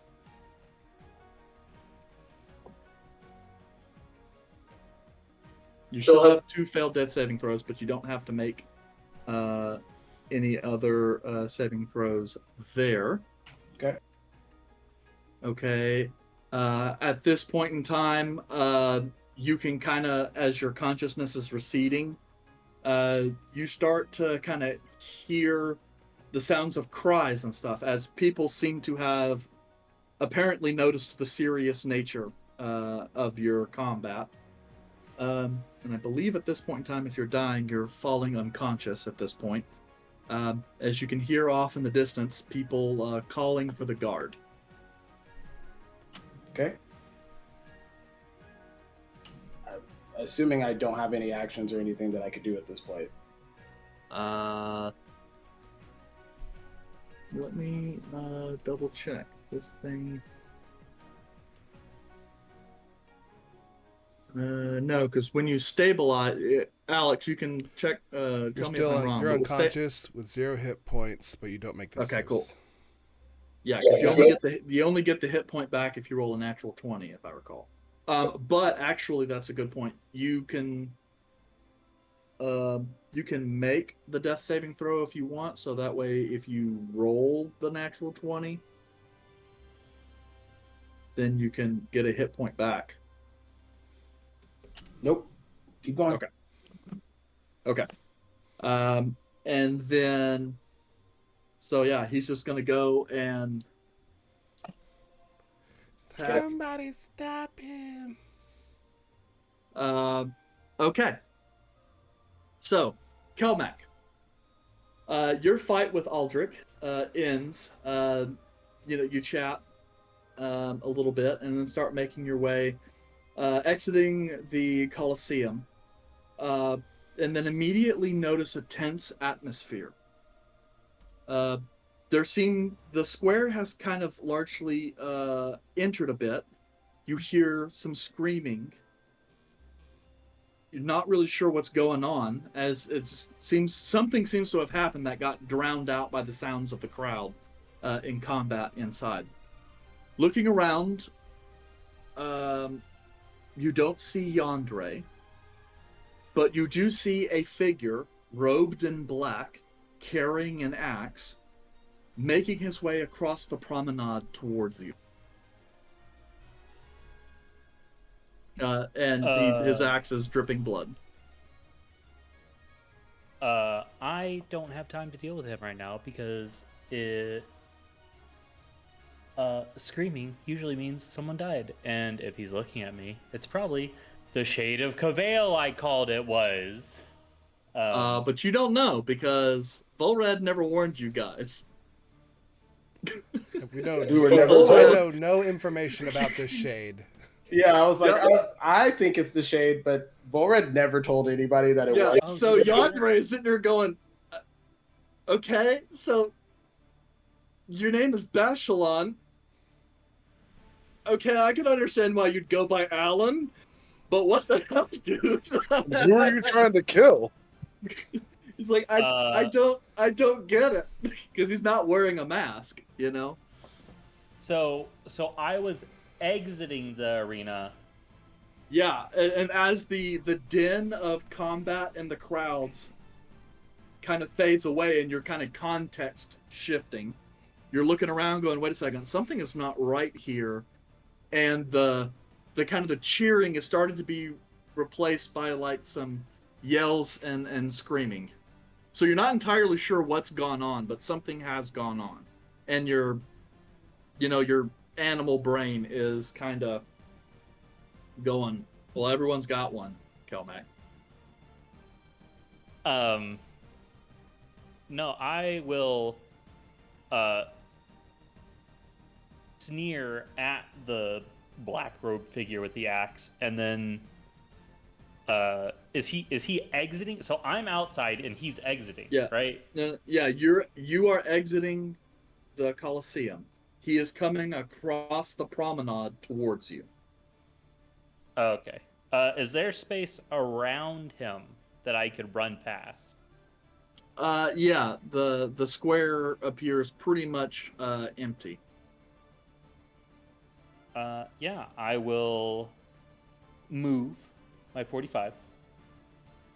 Then I will action dash my 45 because if the air of what I think has happened, because there are several groups out that want to kill us. And I'm not sure what he's a part of.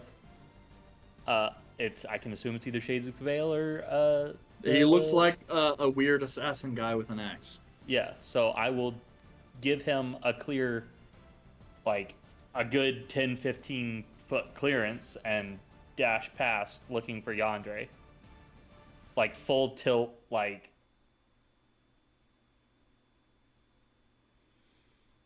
I'm running by catching.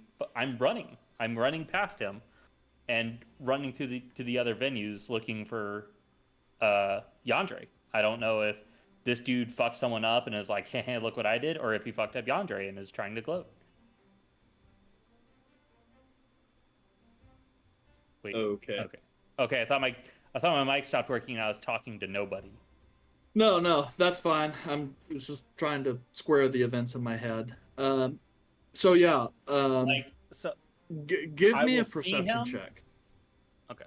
Yeah, you'll see him.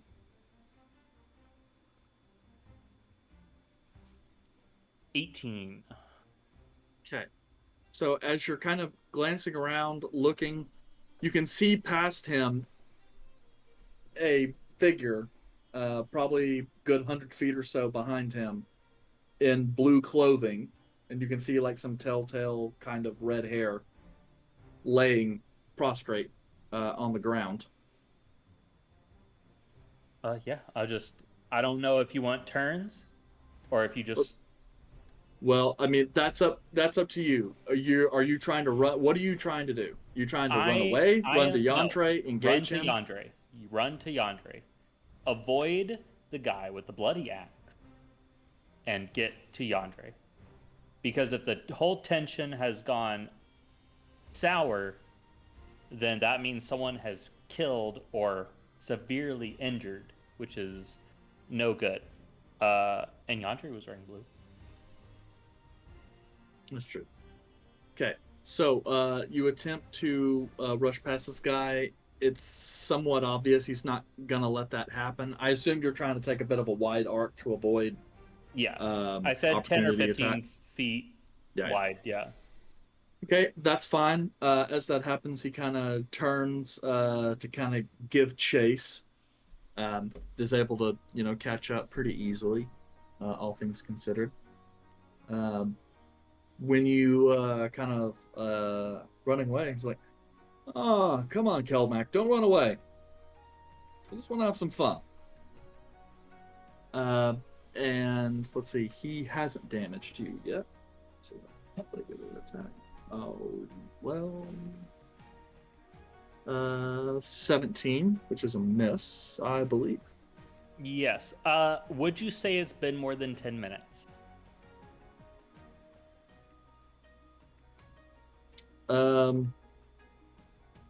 Probably not. I mean, Shield of Faith.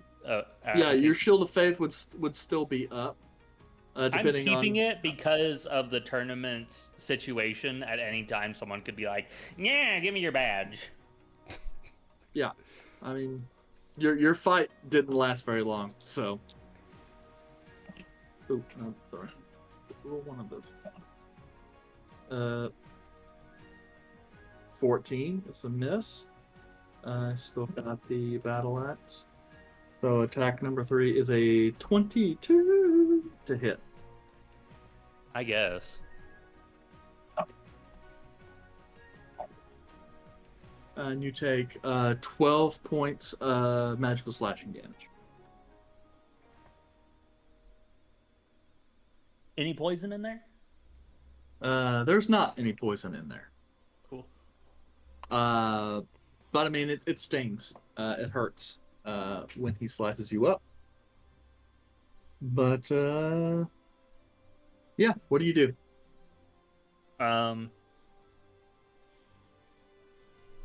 I will. What is disengage? Is just your move speed, It's your no action. attacks of opportunity. It takes an action.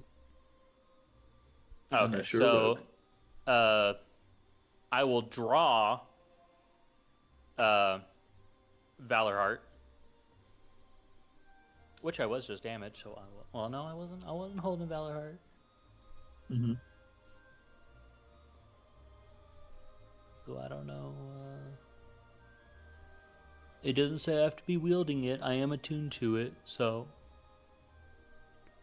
Do I have to wield it for the temp HP, or do I just have to be attuned to it? I think you just have to be attuned to it. Okay. Then I will get 1d6 temp HP. 1. So 1 is better than none. But yeah, I'll disengage, back up, trying to close the distance to Yandere, and then move again. And just like watching back to like, because if he's an assassin like he looks he is, then he's probably not going to give it up. So like your disengage is an action, and so then you're using your movement to move. Yeah, I thought disengage let you. Oh no, it lets you Disengage. move without attack of opportunity. No, when you disengage, any movement you make for the rest of your turn does not provoke an attack of opportunity. Yeah. Yeah, then I'll just disengage action and move my 45 feet. Okay. All right. And then she kind of rushed. She's going, come on, man. I really wish you wouldn't do that. Well, I don't even know you.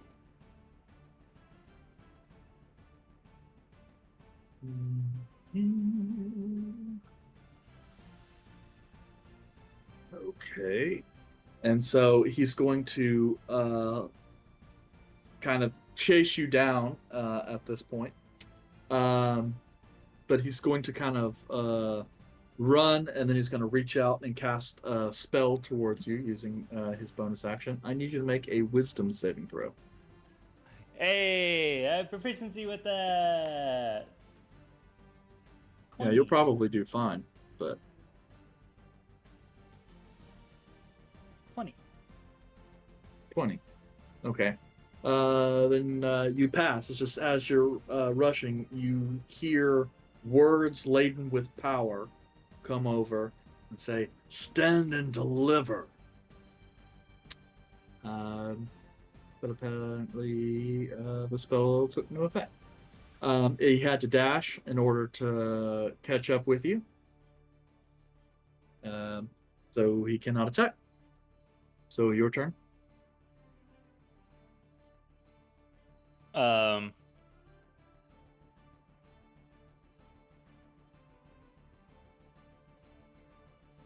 trying to think if. Did it just sound like regular magic, like Calum does? Like it's just that language? Yeah, I mean, so like bardic magic, like it was magic laced in words. This one felt kind of oppressive, though.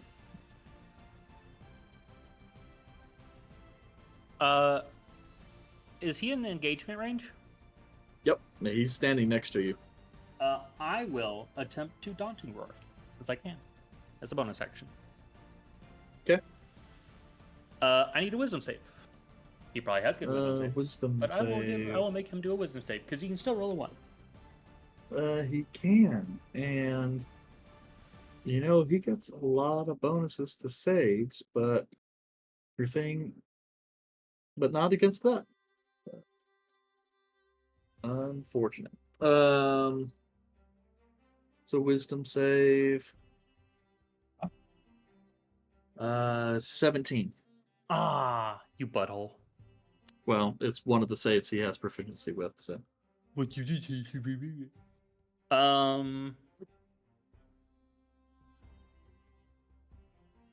How close is Yandere? From where you are, probably about another 45 feet. Then I will do the 45, provoking attack of opportunity. Okay.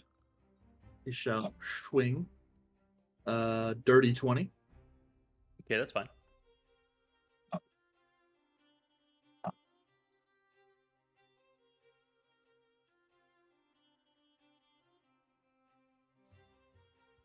That is 9 points of regular or magical slashing damage and 17 points of necrotic.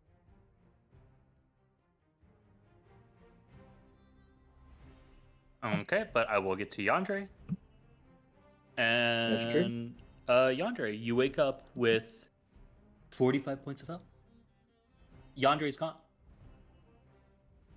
Oh no, Yandre's gone. You failed the resurrection ritual. But you pump 45 points into Yandere. There is no effect. Are those points wasted? They are wasted. Okay, cool. So, yep, you tried to pump 45 points into Yandere, but unfortunately, he is not among the living. I know there are some things my friends can do, so I will take a defensive stance above Yandere's body to fend this man off, and try to fend him off.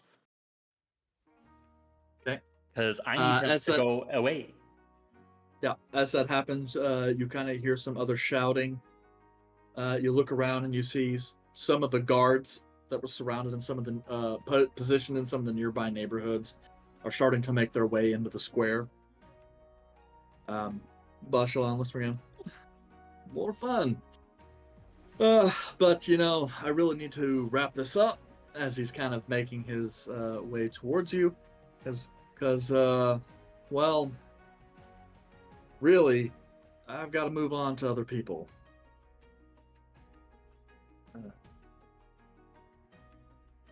I will take a very aggressive defensive stance, readying for him to engage.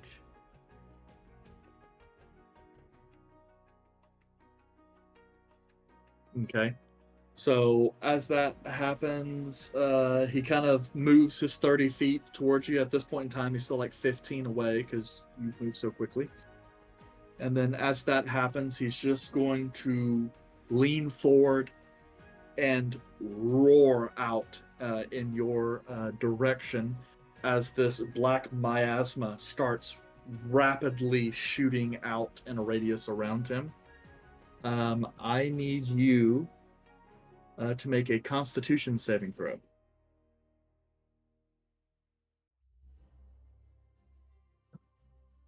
What damage type is this? There are 2 types. That'll be thunder damage and necrotic. You're a big butthead. You need what? A Constitution? A con saving throw. 21. 21. That will pass. So you still get hit with. So the first thing to hit you is like a wall of force. So it would be 25 points of force damage, halved to 12. Yes. And then that force threatens to knock you off your feet, but you're able to stand up. And then you're hit with the wave of nausea that follows. That would be 19 points of necrotic, halved to 9. Okay. And as you're kind of sitting there going, oh, shit, but still standing, he kind of looks at you and goes, fucking paladins. But that's your turn. That's his movement and his action. So he's still 15 away? He's still 15 away. He opted for damage versus a dash. Okay. Then I will spring forward, since he seems to be so nonchalant, and attempt to strike him two-handed. Okay. Interposing yourself between him and Yandere, I suppose. Yeah. 24 to hit. 24 will hit. Okay. Let's drop that third level smite. Okay, and he does count as undead. He does count as undead, you say? Yep. So what is that? Quick question. One. Go ahead and calculate your damage. Yeah, I'm doing My Path of the Grave curse, does that go away whenever I get knocked out? Because it doesn't say that it stays or it's a concentration. It's just the next damage that person takes. That's a good question. Let me review the wording right quick. But continue on, Kelmac.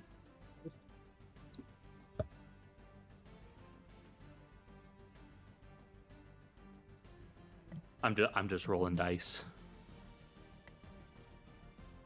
As soon as you started saying that, I was like, oh god. I think it's still on. It goes until the end of your next turn.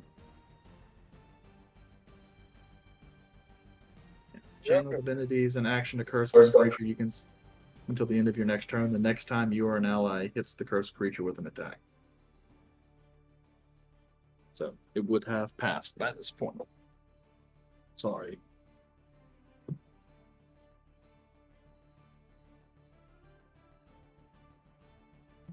Just to go over, because I think this is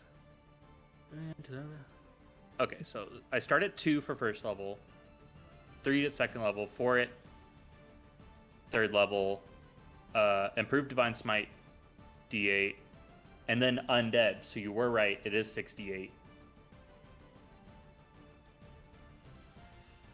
Because I'd be, yeah, you're right.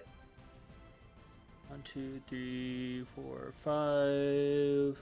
Yeah, because I And think it's a D. Yeah, because I think it's your spell level, which you're using a third, right? Mm-hmm.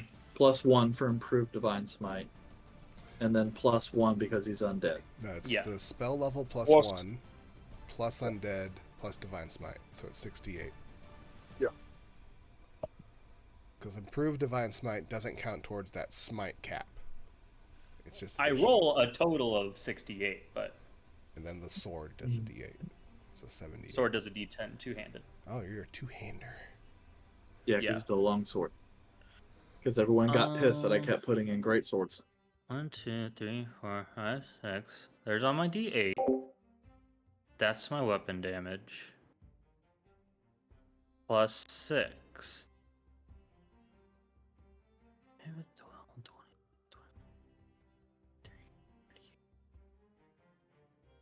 42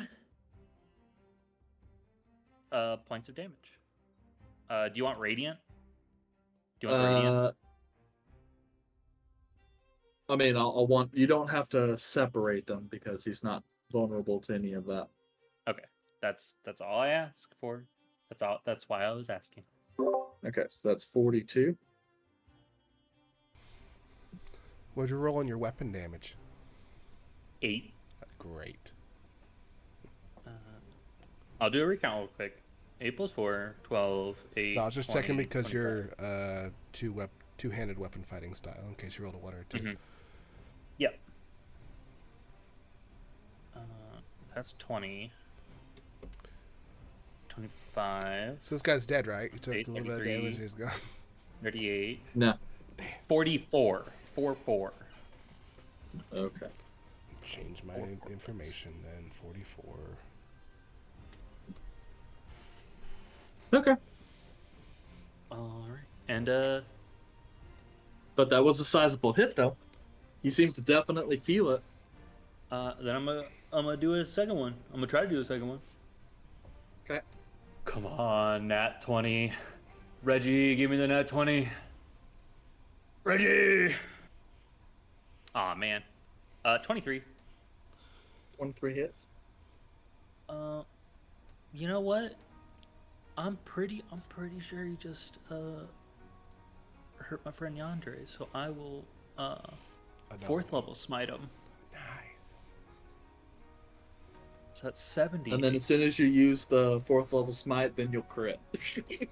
I know. That's why you have some spare third level could spell you- slots available. That would pump my damage numbers. You talking about a 4th level smite crit on an undead? All right, roll those beans. Yeah. All right. You're All right, welcome, let's- Kelmac. I'm single-handedly helping you rise up in the damage charts. All right. He's almost caught up to weapon. Caleb. Weapon was a 7. Ew. 1, 2, 3, 4. I'm rolling better so far than my last smite. 1, 2, 3, 4, 5. Ew, 6. That probably dropped my average. 7 plus, yeah, so damage 1, 2, 3, 4, 5, 6, 7 plus my strength 6. So 10, 20, 31, 39, 45. One more. Woo.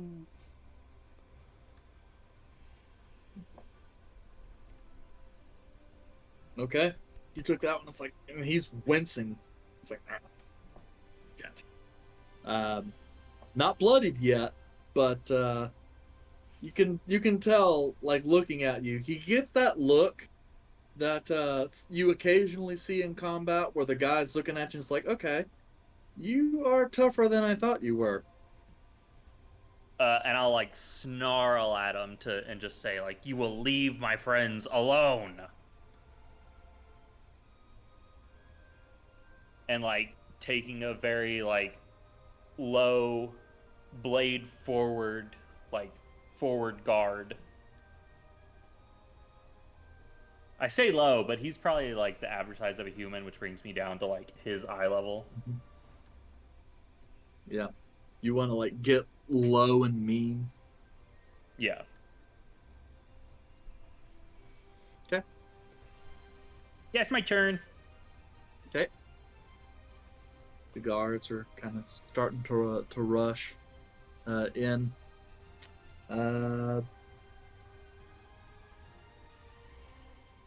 Let's see here. Bashalan's looking around going, how hurt are you, Kelmac? Sure, there's a number there. I'm saying he's trying to size you up. So you're about 50%, looks like? I am just over 50%. Yeah. I am a flea's So hair I over said 50%. about. You're holding in some blood before it comes Yeah. out. Okay, yeah, so he's looking at you and he's trying to do some math, trying to figure out whose hit points are gonna close out first. He seems to think it will probably be him. So he's gonna do some more swinging. Hold out, buddy. Bro, if I crit, That is 21 to hit. yep.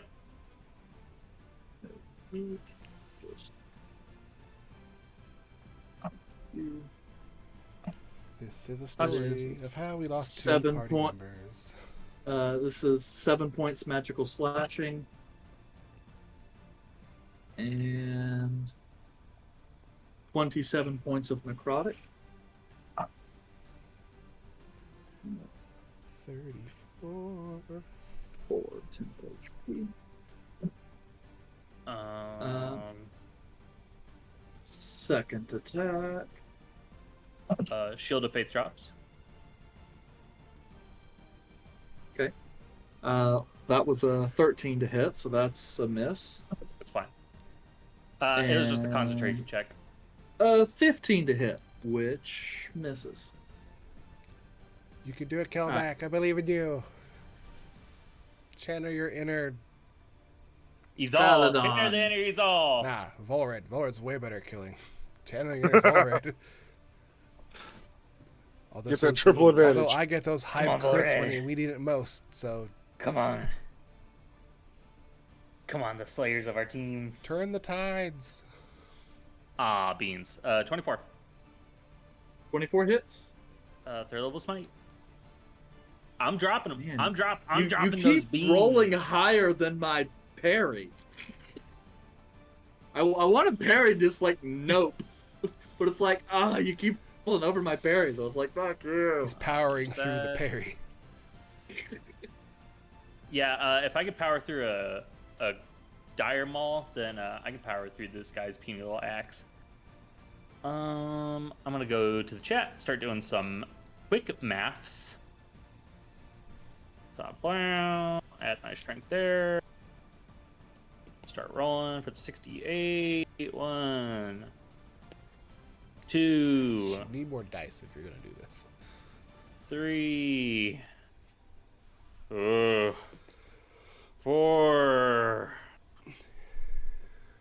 5. This is all way above average rolls. Okay, there it is. 6. 6 damage.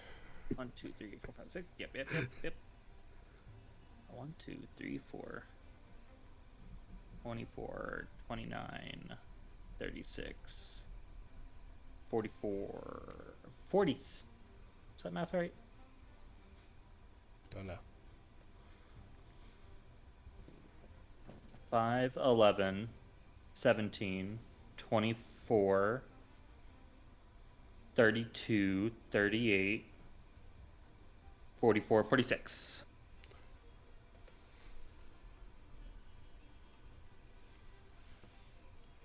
Hit him again. Don't forget you roll your temporary hit points. Sure, because you've been getting hit. Oh, Lord. 4 temp HP. Woo. Oh, Better than a 1. I rolled a 1 0. earlier. Okay. Second attack. Come on, Kelmac. Crit him, crit him, crit him. All right, Eric, here you go. 22. 22. Is 22? I think he said his parry is 21. My parry is 21. It's not enough. Oh! Yeah, he's wearing studded leather. It's 15. He gets a +6 when he parries, so that's a 21. So like, yeah. Look at my note. I'm juicing today, buddies. This is what happens when you use those smite slots. You know on what every it is? attack. You know what it is? It's that good deed you just did. Whatever deity out there gave you your power is like, you did a good deed. That I'm knight gonna is help you actually out. a demigod. It's like, I'm going to help him. who is here to test you, yeah. His name is Charles. 1, It was Omlik on his travel, 2, his ageless wandering. 3, 4, Who's 5, Durendal? 6. Technically, they're no longer. Yeah. Well, Durendal was in his human form and he was testing. 11, 17, 11, 17, 24, 26, 33, 39, 40. A big 4-0. You should smite more often. Like, You should get pissed just off more start at the often. higher number and work your way Hey, down Jesus. in all of the fights. Yeah. Anything else? No. Okay. Boshalon is looking really rough. He's So taking am a look I. at you. Well, But I'm Boshalon like looks grit rougher than teeth. you. I'm grit teeth, like scowled, nothing Aaron, but like what's pure hatred. what's your smite, rejuvenating smite or whatever your channel divinity do? Yeah. Is it temporary or healing? It's temp. So although temp it would be more HP. than that 4 you rolled. I will use it because it is a bonus action and it's 2d8. So we could get What? higher. His 2d8 plus channel my divinity, level. Yeah, so I'll Doesn't he bonus need an action, action for This that? is bonus action. if I smite. Mm. So bonus action And inspiring what does this smite. do? He generates a pool of temporary hit points he can distribute to anyone, including himself. So he can now Yeah. pump himself up with more temporary instead of Yeah. 4. He's juicing. Yeah. He's smite juicing. 5 Truly. plus He's pumped full of divine 3, energy right now. 8 plus 13, which brings me up to 21 temp HP. Woo! Which gets me. Well, no, looking because good. remember, temp HP doesn't stack. He can overlap. No, he I can know, get rid I of know. the 4 and take the higher number now. If you Yes, get a but new I'm saying he source- can't add his No, that temporary was- hit points plus this. I rolled 8 total with my 2d8, and then I add my character, my class level. So 13 plus 8, 21. Okay. All right. Cool. I was just It's- making it's sure supposed that to any be temp like- HP that you Yeah, no, I generated didn't already doesn't add get 'em. included. I understand That's the temp that's HP. a fair bit of temp HP. Okay, that actually changes my math a little bit. could So now turn when he the looks at you, tides. He's pumped you've full of got, divine like- energy. you got this divine energy swirling around you like a second set of armor. He's looking, he doesn't is not entirely sure. Oh god, what do I do? That's so much. All right, I'm gonna go for it. He's out for Go blood. for it. Yeah, it's probably Hold not on, I gonna need to go very grab well. Let me go grab my baby Ruth. Don't do anything till I get back. Okay, I'll wait. Nah, it's roll damage. I'll tell you if it hits. It's an 18. You're just sitting there. Zal's chilling at her girlfriend's house. Caleb's reading a book. She probably has to work since the tournament's going on. Probably See, causes a this lot of is issues. why you asked me if I was going now or if I was going later. Because I mean, He's back. look, I set a series of triggers to know when this guy was going to come back up again, and it just so happened that you guys matched the triggers perfectly. Because I wrote down, if Yandre and Kelmac are ever alone. They Or immediately Yandre's went alone. Yeah, because I basically said it's either Yandre or Yandre plus Kelmac. And... Woo-hoo-hoo, natural 20. Yandre cannot cancel that. Because he Oh. is down. Yep. Man, you would feel Uh, so bad if you reduced me to like 3 and then you missed all your other attacks. Oh god, yeah. I would feel so bad. Right, so he can't use this, can't use that, he can't use that. So he has to use that. So let's see here. I'm gonna have to write this shit down because I can't math. That math ain't mathing. Okay. So that's my base. If you aren't caught up, John, he just crit Kelmac. Wait, Yandere could use his. Oh. Reggie! Reggie! Uh,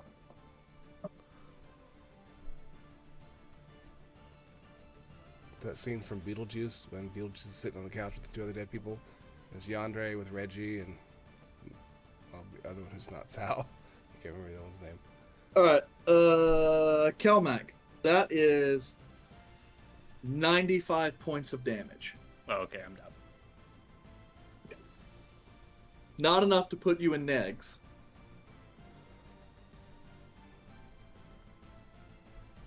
And the crazy thing about that is 2/3 of that damage was just the base. I thought you were about to say poison, and I was like, no, I'm immune to poison. Yeah, you are immune to poison, but no, he doesn't have any poison. If only Andre had said, oh, you can only use poison. But no. So you begin to fall back. You're kind of like looking over at Yandere, his blood continuing to still kind of seep out a little bit. Bachelon actually kind of hobbles over to you a little bit and is looking down. I have to admit, Kelmac, you hit a lot harder than I thought you would. I think next time I'll have to come fully set and prepared for that. The only thing he sees is like the most defiant, like I can feel the life slipping, but I'm like every fiber and every muscle is like trying to just get up the one last time. Because Okay. I can't have it happen. I can't have this happen again. He's just kind of looking down at you.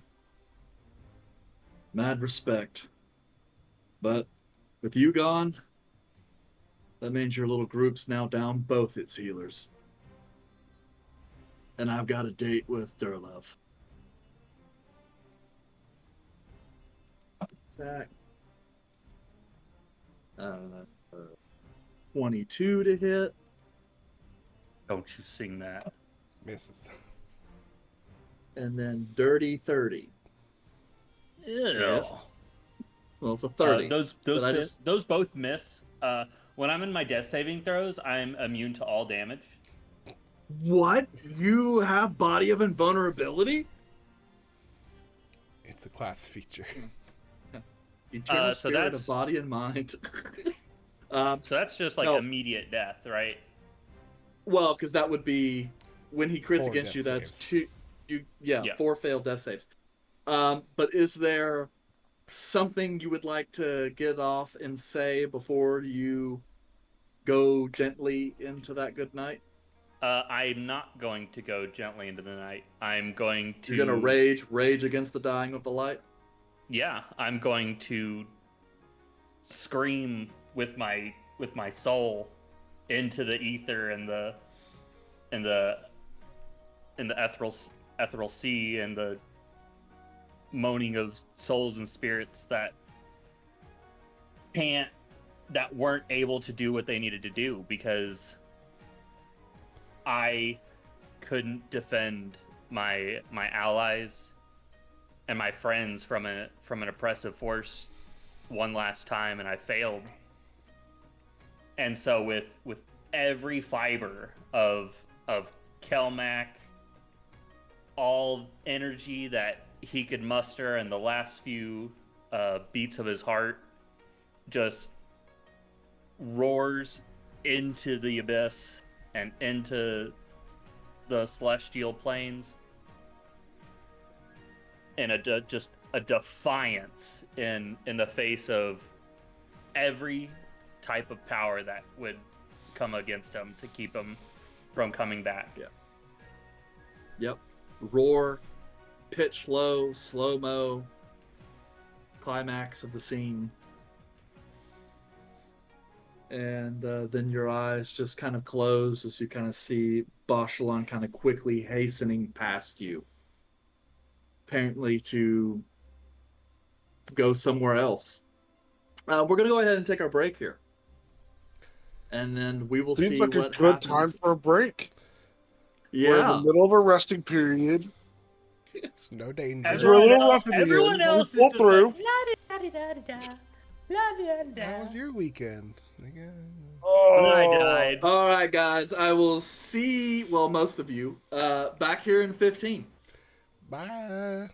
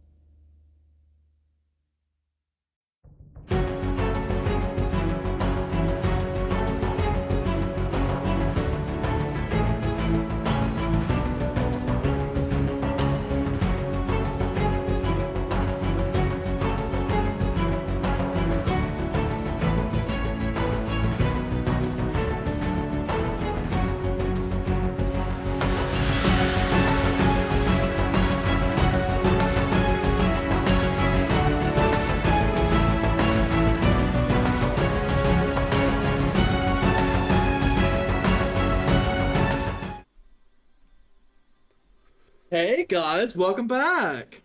Woo. We had a change roster. Volred is trying to hide to make sure that Bashalon can't find him. It's very stealthy. He even Uh, disappeared from the layout. yeah, that guy he stealths. So Caleb, I believe you were chilling at the house, That is correct. waiting, I guess, planning out your evening. Uh, Yes. and was there something else that you were planning on doing? I wasn't going to do anything until tonight. I'm saying, were And you wanting to make some downtime progress? You have a project you were wanting to work on, scribing scrolls or reading, yes, studying I will something. start scribing as well. Okay. All right. So time passes on, little by little. Um, he's all you're kind of in the process at this point of spending some time with Frigga. Uh, they actually grant you access to the back storage room um, because they're so busy with the large number of adventurers in from all over the kingdom and the neighboring kingdoms. That the clerical work is proving to be a problem. And Frigga somehow managed to convince the upper individuals to let you kind of temp there Ooh. a little bit that afternoon.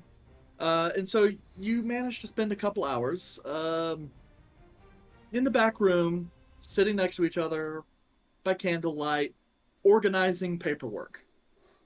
Um, lots of paperwork gets passing off to one another. There's a lot of leaning over each other to kind of show you how to do things. Uh, all the super romantic paper pushing clerical stuff. How do you pronounce this name? It starts with 3 X's. Adventurers aren't very original. This It's probably the best XXX way I say it. Edgelord underscore XXX. I don't. Apparently, that is legal wherever he comes from. That sounds awful. So I'm Well, gonna file it under X or ampersand. very well. Um, the thing is, kind of going crazy. And then you feel like your sending stone kind of enters into your brain. I got a He's all, message. yeah, with the voice of Maldrazat. Lady Izal, Lady Izal, ah, there is reports of something happening with some of your party members at the Colosseum. We have been informed that they may well have perished. I recommend you head there or come to the guild for me to meet you. I'm at the guild right now. I'm in the back rooms. And what do you mean they went to the tournament without me? Ah, those sons of. What do you mean they died? No way that Yandre and. Yep. Shit. And so you're just kind of sitting here. A couple minutes go by before you hear, and then the doors kind of open up, and you see Maldrazath, kind of perspiring a little bit, looking around, going, "Ah, you are here, Lady Izal." And he kind of makes his way. His kind of table flapping around, knocking over piles of paper that had just kind of.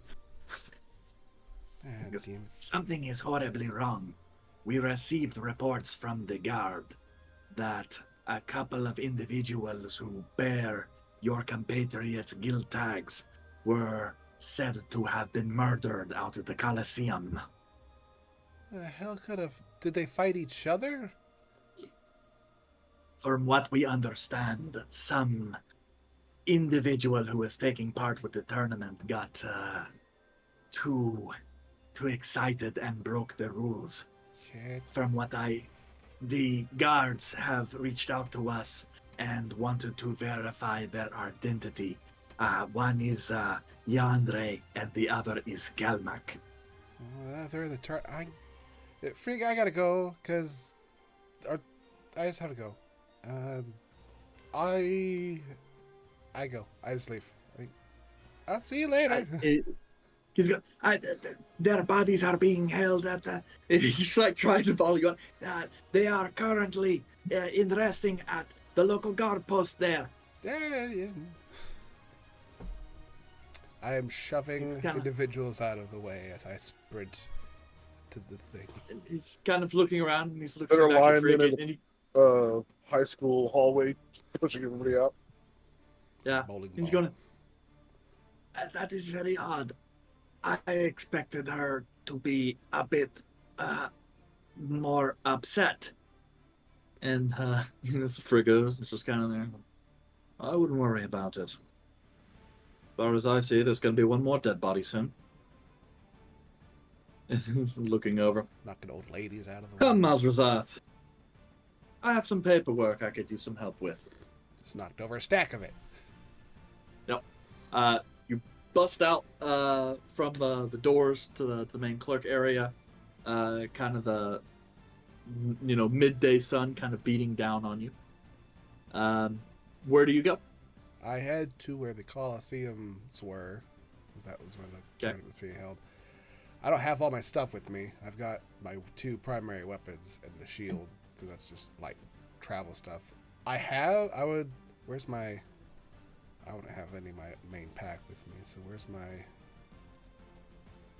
And my setting stone would be in the pack, other than... No, it would be with my other setting stone. I could contact Volred, but he's not here. Because I have my setting stone to him. Because now I'm sitting there thinking, well, I can't very well attack Caleb and Volred necessarily, because I don't want to kill Volred's character while he's not here. You could. That would be real bad, and we'd probably hate you for it. Yeah.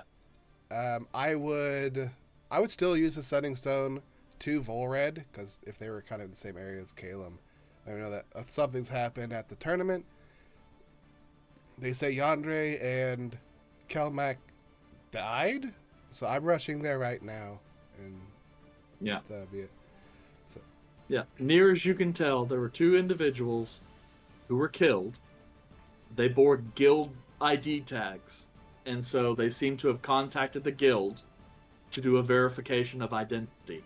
And when Maldrazath got the names, he reached out to you. So I just would have conveyed as much that information, as vague as it is, to Volred. That way he could also be aware of it, and Kelmac, hopefully, or Caleb, hopefully. With that information, Caleb, you have not been notified yet. Well, I'm assuming I would be notified when Red. When Red what? I say because Izal was at the Adventurer Guild, and she just let Volred. I would have used my sending stone to Volred.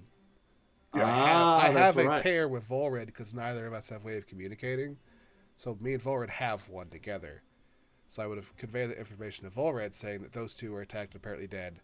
I have no information about the Shading Veil, so I wouldn't even mention anything about it. I would just say that it was an issue at the tournament and run there. And then hearing that, Caleb and Volred would head to the Coliseum to meet Zal. Okay. Yeah, we will assume at this point Volred has probably warned you. Probably has some kind of a slick reason why he didn't share it. Possibly completely valid. But we'll just assume that he has at least informed you, Caleb, that, okay, that seems kind of weird. I wonder if it's related to... I'm not going to waste a sending spell to let you all know. I will let her know. Yeah. And while we're heading that direction, I want to see if there's anybody tailing us or looking for us. Okay, you can roll a perception check if you like.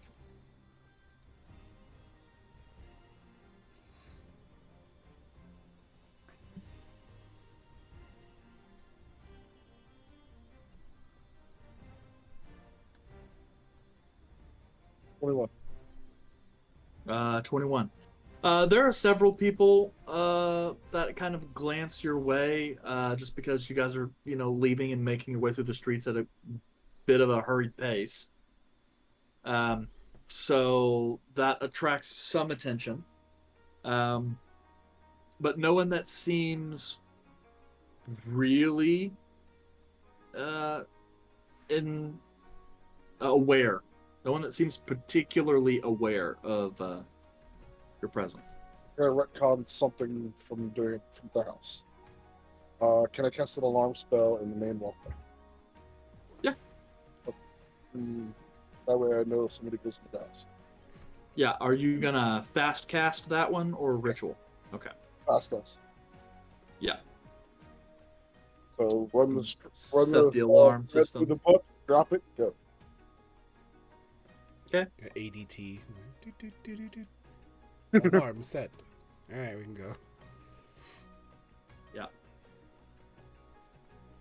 And then So, we're booking. Izal, you are the first to reach the guard garrison there in the Colosseum. Not an especially large one, but it is kind of a small, kind of square fort with a training yard and a watch castle. Um, Seems as though it could house a fair number of troops if it need to. But as you kind of make your way in, one of the guard lieutenants on duty after stating your business kind of sits there and nods. All right, follow me. I'll take you below. Uh, Down a single story off to the side and a wing that looks to be like an infirmary where you are presented. There are a number of bodies there, most of which appear to be commoners. Um, and on the way in, you pass some drunk tanks that look like they have some tourney participants who got a little too raucous, and some tourney patrons that drank a little too much. But there, you find the heavily mutilated bodies of Yandre and Kelmac, covered in blood. Uh, Kelmac especially looks like he put up a hell of a fight. I go over to the bodies for it and just lean down, grab Kelmac's hand, like, son of a bitch. And just talk to the guard, like, where'd the person who did this go? Well, not entirely sure at this point. From what we understand, he engaged your compatriot here, Yandre, first in a duel. Seems that duel didn't last particularly long, but he took the fight farther than he should have.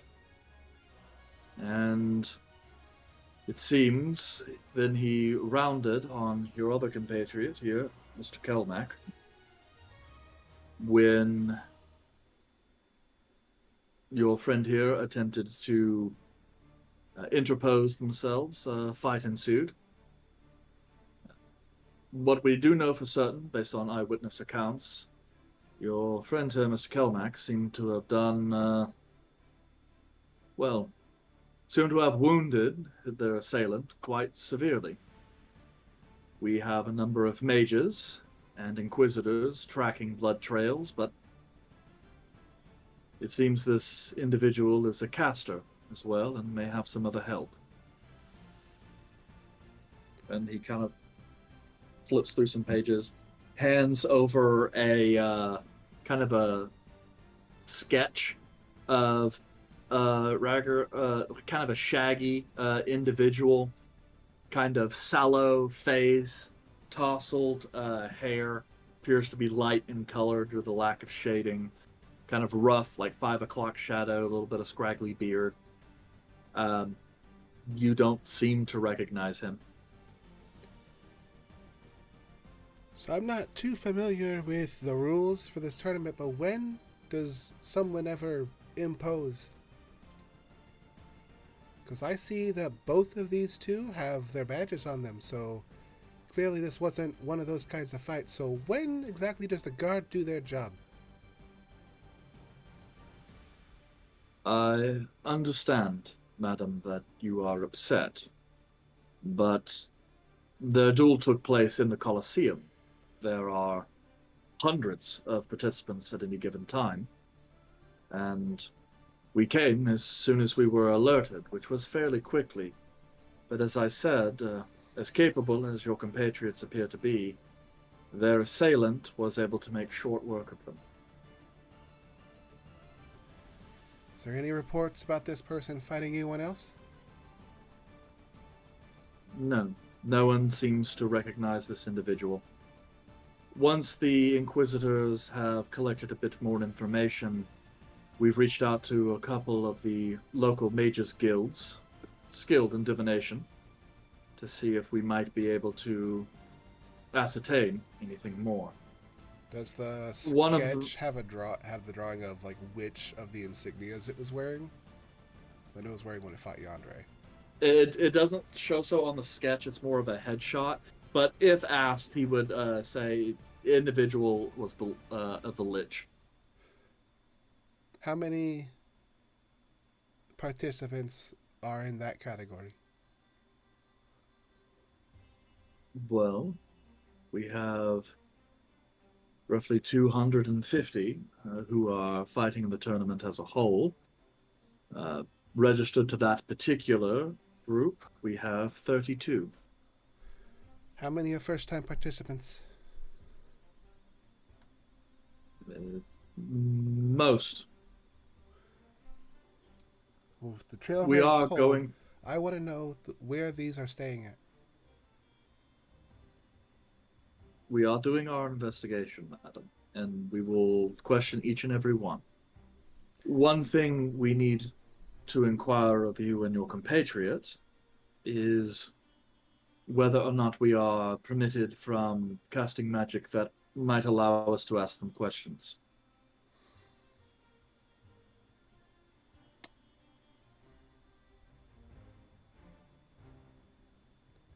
I need to think about it. They're both I understand. special individuals, and I would prefer someone else that could take care of that from our end. You could be present for it, but I'm not going to have someone else ask them questions. Understandable. As long as we are privy to the information. If there is a specific individual you trust.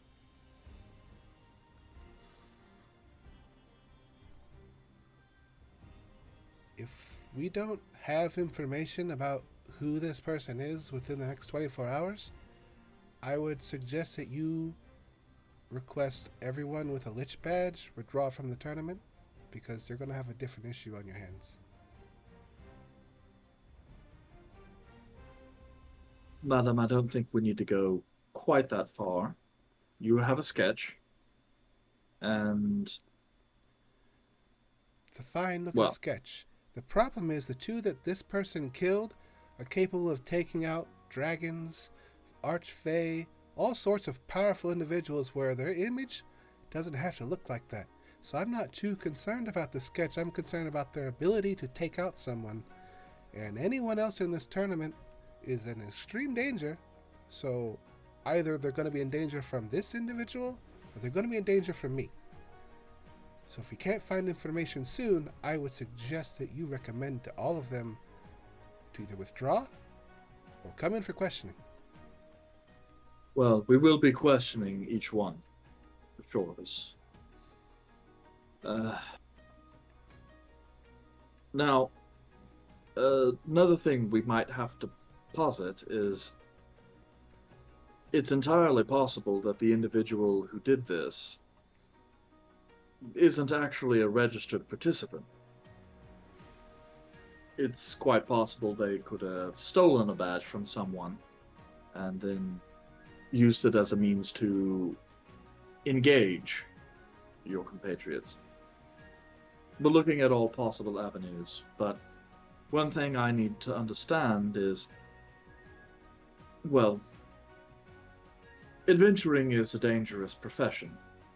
Do you think it's possible that there is someone you've dealt with before that might have the means and ability to threaten you in this way?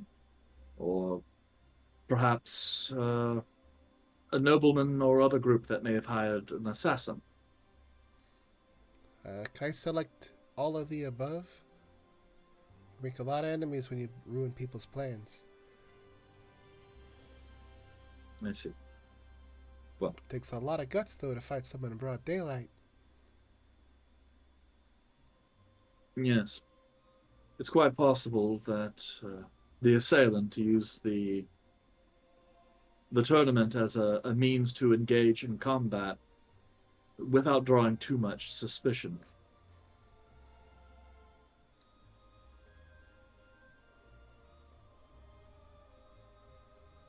Well, we have our inquiries to make. Once you've determined whether or not we are able to question your friends, please let me know. And if you or anyone you know have information, please let us know. It would not do. You have so few adventurers make it to the level that you do. And I would hate to see your adventuring career ended and all that potential go to waste because of vigilantism. We'll give you all the information we can. But right now, I'm waiting for my party members to get here so we can solve this problem for you. Understood. I'm going to go and stand outside so I don't attack the guard. You don't want to attack the guard? Well, okay. Yeah, I guess I can understand that. Izal is holding in most of the emotion she has. As she's about to kill somebody. And being in a room enclosed with one other person, even when someone's watching, isn't the safest place for someone right now. So she's going to go stand outside. And she's going to wait. And just sit. And pray. Holy symbol. And just talk to herself. To figure out what she's supposed to be doing right now. Because she's in a situation where she can't solve her problems with violence. She has no means of finding anyone right now. The trails run cold. So she's just going to wait. Be very angry. In short, you're fucking frustrated. She'll be very angry.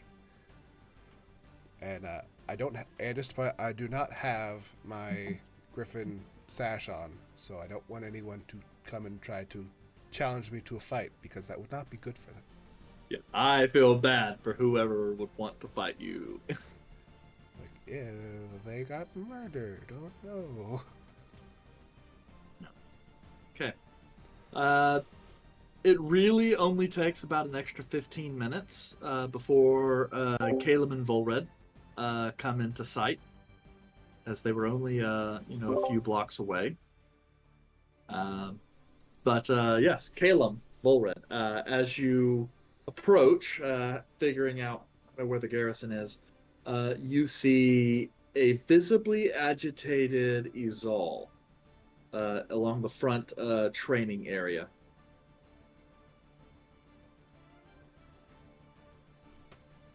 I'm gonna walk up to his all. You know what happened? Yeah, someone went and attacked him, and they beat him.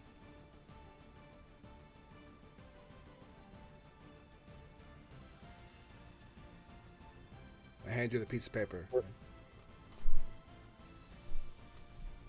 Caleb's gonna look at it. Hand over to Red. Person you told me about. Red will look at it and go, I don't know. The dude I saw had a mask. Well, apparently Red, before we left, had an individual visit him with some threats. Red would clarify that he was waiting for Red in Red's room last night when you guys returned from winter. May or may not Oh, have thought it was a dream. Who knows? I don't know what his comeback would be. gotcha. But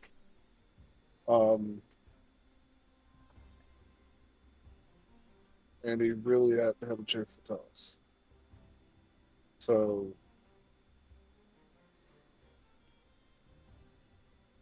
this could be that individual. Shade of Gavale. I'm not 100%. But it seems very coincidental. Caleb, you kind of notice a movement off the side of your eye.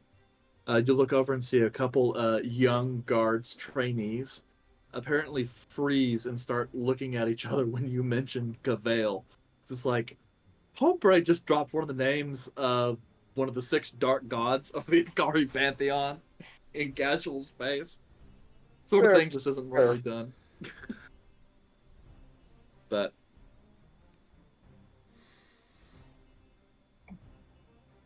Caleb,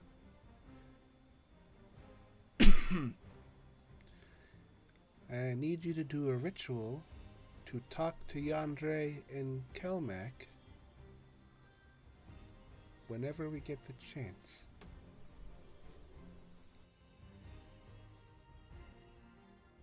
I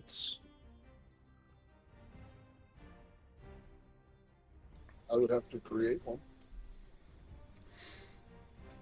You can't just ask your girlfriend? The problem with that is I would be doing a ritual to speak to her, she would be doing a ritual to speak to them, and then we'll be getting down a rabbit hole of ritual. Might get a lot kind of fuzzy. And she could probably speak to them, but a little fuzzy on whether or not we would be able to have a conversation with them right now. Now, where's the closest church? I don't know. There's probably a combat one over there down the street. Because are you looking for any church or a church in particular? A very notable church that might have a cleric of sufficient rank to revive 2 people.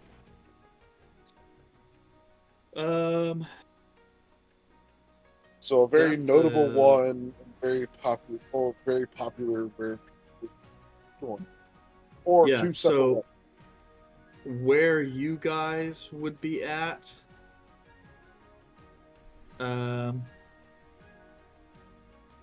the closest of the big temples in your area, there is the temple of Amata, who is the goddess of beauty, healing, and the arts. What's Amata? Her temple is a little bit south of you guys, near the bridge to Solsong College. Yeah. There is also near where you guys are at.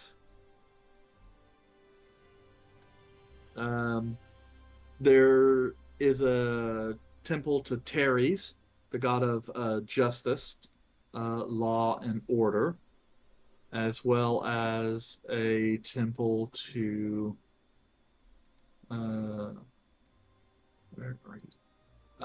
Barricale, god of storm, wrath, and battle.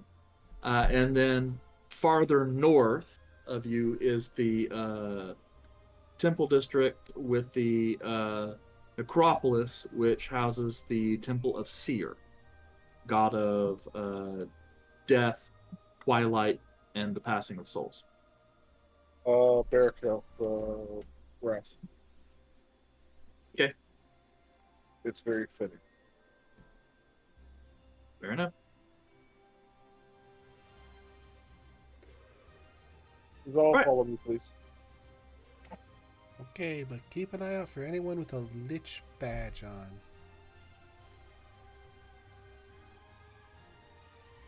Caleb would be scanning, but probably just focused on where he's going. I'm keeping Yeah. an eye out for anyone who fits the description of the paper or is wearing a lich badge. Okay. Without too much work, you guys reach the Temple of Barricale. And here, it's a kind of a nicely adorned building. There's kind of this octagonal tower in the front, and then a building that continues out along the back. The octagonal area, it has like these open archways in the front with these kind of dark blue and gold kind of curtains to kind of partially partition the space. Um, Inside that little octagon, you see a figure covered in storm clouds as he carries a sword in one hand and a lightning bolt in the other. Uh, and you see the temple further on in the back. As you kind of enter and take an ask around, you and so you're asking about someone who might be able to perform resurrection services. As soon as I see somebody, I would like to speak to your highest circle cleric that you have available. We need the high priest and a Very, low priest. very quickly.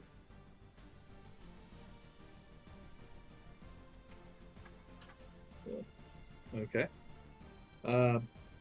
As that happens, you get the sense that they want to argue back, but the urgency in which you're asking the question and the obvious wrath coming off of Izal, they decide, I probably don't want to test these people right now. So they disappear. Um,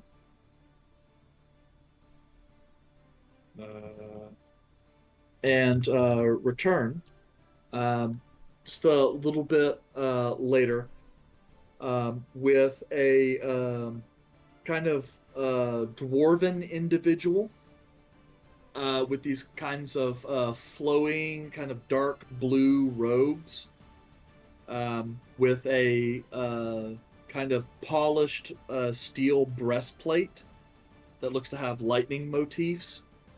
And he's kind of coming in on a staff that has this kind of jagged lightning bolt shaped spear tip. As he kind of makes his way in, he's got like this long beard, tall for a dwarf, but muscular. And as he's kind of looking, goes, welcome. The name is Thalgrim. I am the High Cleric here at the Temple of Barricale. What can I do for you? My name's Caleb. I have two friends who have been murdered, and I was wondering if you have reagents on hand to revive both of them.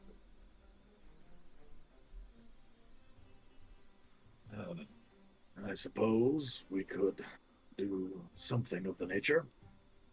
However, we typically only provide that service to our flock. Are your friends followers of Bear Kale, or No, but I'm willing perhaps to pay. it's kind of And Barrakill is out of wrath. starting to look at you guys? See the Hey. wrath in both of our eyes. Yeah, I am an Kinda acolyte if sits that there. counts. We will be spreading a lot of wrath.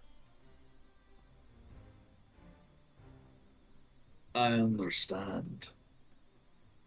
I would note that Lord Barricale, one of his tenets is to channel wrath towards justice in combat.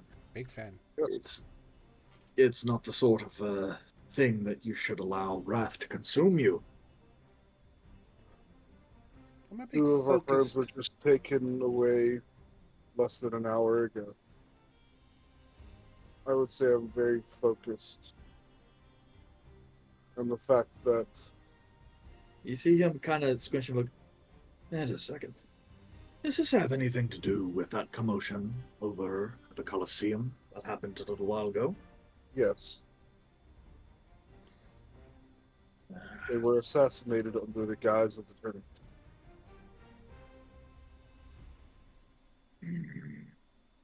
Underhanded tactics. Such despicable things are despised by Barricale. And from what I understand, one of your number was a defender.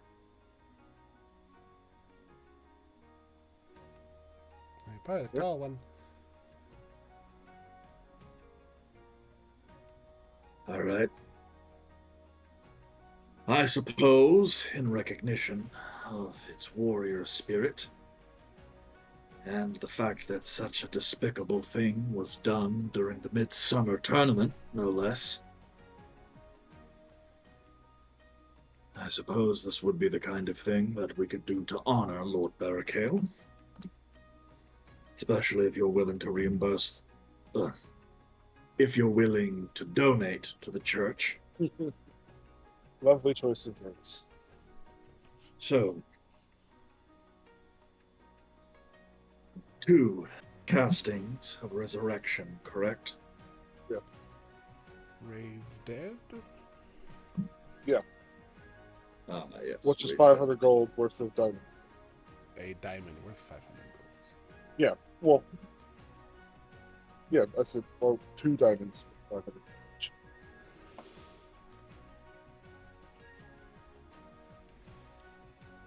Yeah, And this is where Ari and Aaron message Eric. That's like, nah, I don't want to get revived. Slide to that new character or old character. yeah, that's a good point. I would assume.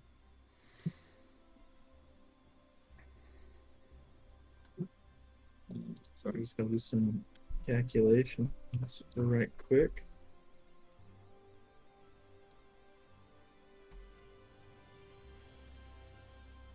All right. Well, for the casting of the spell, I'm afraid I'd have to ask for a donation of 1,000 gold pieces each.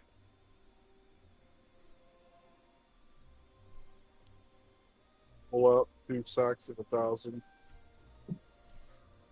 And wherever the altar is that they accept donations, I'll throw it on there. Done.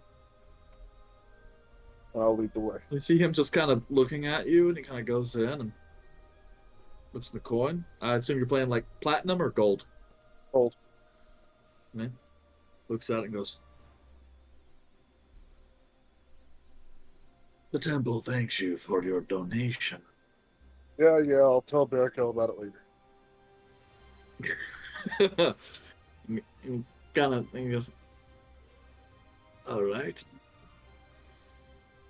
Now, we'll see about having the bodies brought over here so that the ritual can be performed on sacred ground. Shouldn't take that long. Would you like to wait?" Yes, I will wait. Yeah. All right. Sure. Zal, Hmm? I say we go with them. Just in case. Okay. Because if something were to intervene and stop them from getting here. All right. So, the You high asked priest for- goes, he kind of goes, "Nickel!" And then Is his kind name, of Where's a Don? is his name Nickel? Mickle. Oh. I immediately said, Um, "Where's Don?" Quarter. kind of comes over and goes, take these individuals, go with them back to the garrison and tell Lieutenant Toll that I am requesting that the bodies be transferred to the Temple of Barricale. And he pulls off a signet ring and hands it over to Nickel so that they know that you're being serious. And goes, yes, High Priest. Come, friends. Thank you for your donation. It will be put to much use. Yeah, let's go. Lieutenant Toll, apparently his name, puts up a little bit of fight, like, whoa, whoa, whoa, whoa. You can't just be coming and taking evidence, and changes his tune a little bit when the signet ring is shown. And then he eventually allows the temple to come and take and transfer the bodies over, on the condition that once your friends are revived, that the guard gets a chance, or first opportunity, that the guards get a chance to speak with them. Even better than speak with them. Yeah, because it's like, we just don't want these guys to take this information and disappear. So, yes. Be glad I did not prepare Dimension Door, because I was about to Dimension Door there, and then Dimension Door back with both bodies. That would have caused commotion. Technically, these they're all would've objects right now. Yeah. So basically, what would have happened is these all would have been like, "Hey, Caleb, go outside and cause a commotion," and then these all would have started trying to slide them in the bag of holding. Well, it takes anything that you're carrying with you. So You gonna carry Kelmac? for like half a second. Caleb, I know I gave you extra strength, 10 but that strength. just bumped you up to average. Well, to be fair, me and Izal could have both teleported there and teleported back. Yeah, but I didn't prepare the spell. I could dimension door. I go over there, I kick open the door, and I would carry them back in the third dimension. Okay. So, you kind of go through the process of the bodies being moved over and then prepped for the ritual are completed. Okay. As this happens, the high priest goes, I'm not certain if you're aware of this, but these rituals tend to take about an hour each way. So it'll be a little while, but it seems kind of odd asking this, but is there a preference into which order they are revived?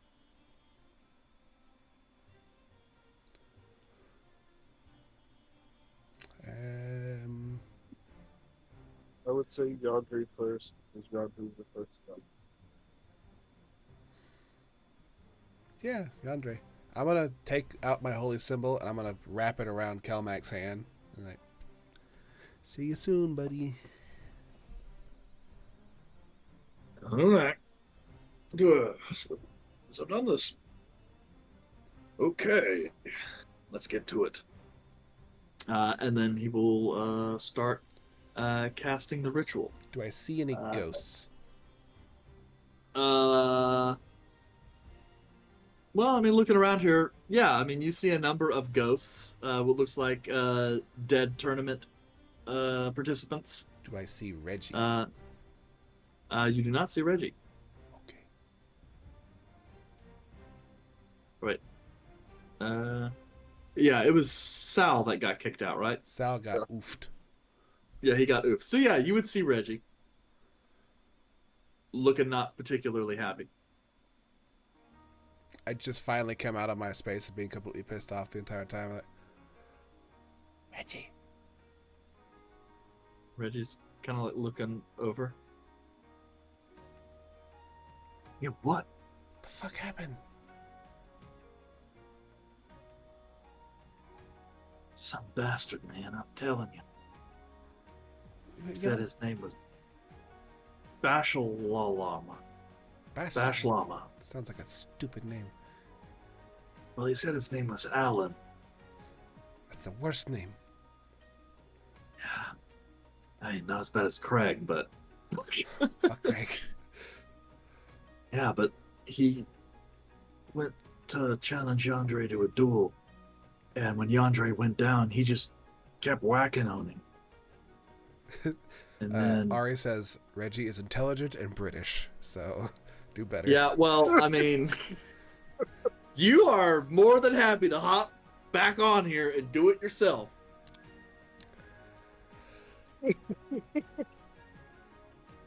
But yes, basically, some of the members of the temple are kind of looking at you as you appear to be, as you're kind of whispering loudly. But yeah, it begins to tell you that some dude said his name was Alan. When Izal starts talking to Reggie, and I notice this, I'm going to lean over. Put your hands together and act like you're praying. I don't have the scene set up yet, Yandere. Wow, I did such a bad job that Ari had to get on. Never mind. I'll leave. No. Bye, Reggie. I mean, that's up to you, because, I mean, you're about to be resurrected. I'll hop out, and then when I'm resurrected, I'll be back. Okay. Is you already? Oh, Lord. But yes, basically gives you a lowdown. Tells you that some dude said his name was Alan, attacked Yandere, but when Yandere went down, didn't let up, kept going. Told Yandere that he was going to kill Yandere because he didn't want Yandere to be around to resurrect you guys when he tried to kill you. And then he started walking away, and then Kelmac showed up, and then they fought, and it looked like Kelmac might have actually won that fight, until that guy got like a real lucky blow and dropped Kelmac. Damn. Yeah. From what you can tell, and obviously the condition of the body, I mean, going blow for blow, like, it's like, okay, all right. Kelmac really fought hard on that one. All right. Well, But talk to you and Yandere when you both get back. Or he gets back too. While the ritual is going on, Caleb will pray to Barricchio to help bring them both back. okay, any particular prayer, or you doing a ritual, or a commune?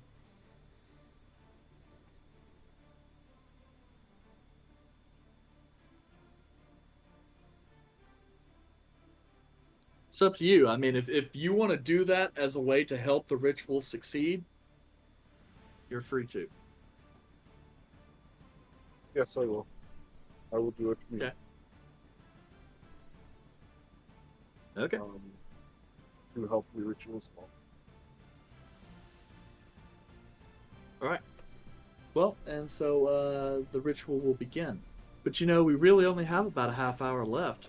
And so I'm thinking now's a great time to go ahead and call it for tonight. And then we can pick this up next week. Ooh. Woo-hoo-hoo-hoo-hoo.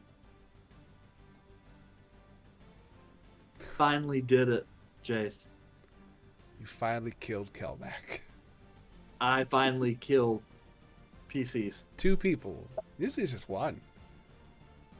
I know, and I killed him with the same dude too. Really? If only there Yeah. were 3 of us. Yeah, I mean that was definitely close enough to where I would say that would have been like an even match. Yeah, I'd say they were pretty well even, because depending if anyone had even rolled a little bit better than the other, then what happened, it could have gone either way. I mean, obviously one of them was probably going to die, which of course would have been Sean, because that was the whole point. Yeah. Anyway, But we'll see you this Thursday for Jace It with Jace as they return for the first Thursday of the month. As my guest will be maybe yes. Kilmo. Who knows? We'll find out. As he's thinking through his head about his availability. Or someone else. Maybe I bring Eric in so I can ask him questions about what it's like to kill 2 people and with 1 stone. Jace, One person you don't want to go down that road. one person Remember, shaped stone. you helped me hide the bodies. So Big rock, and there's a river involved, and it was real rainy. But also join us next Tuesday at 7 o'clock as we return to the wondrous adventures of Athoria. As we figure out how cranky Andre will be when he died. yeah, and whether or not Yandre or Kelmac will want to come back. Those rituals could fail. Who knows? Yep. See you this Thursday at 8 o'clock, and then see you next Tuesday, everyone. Good night. Good night.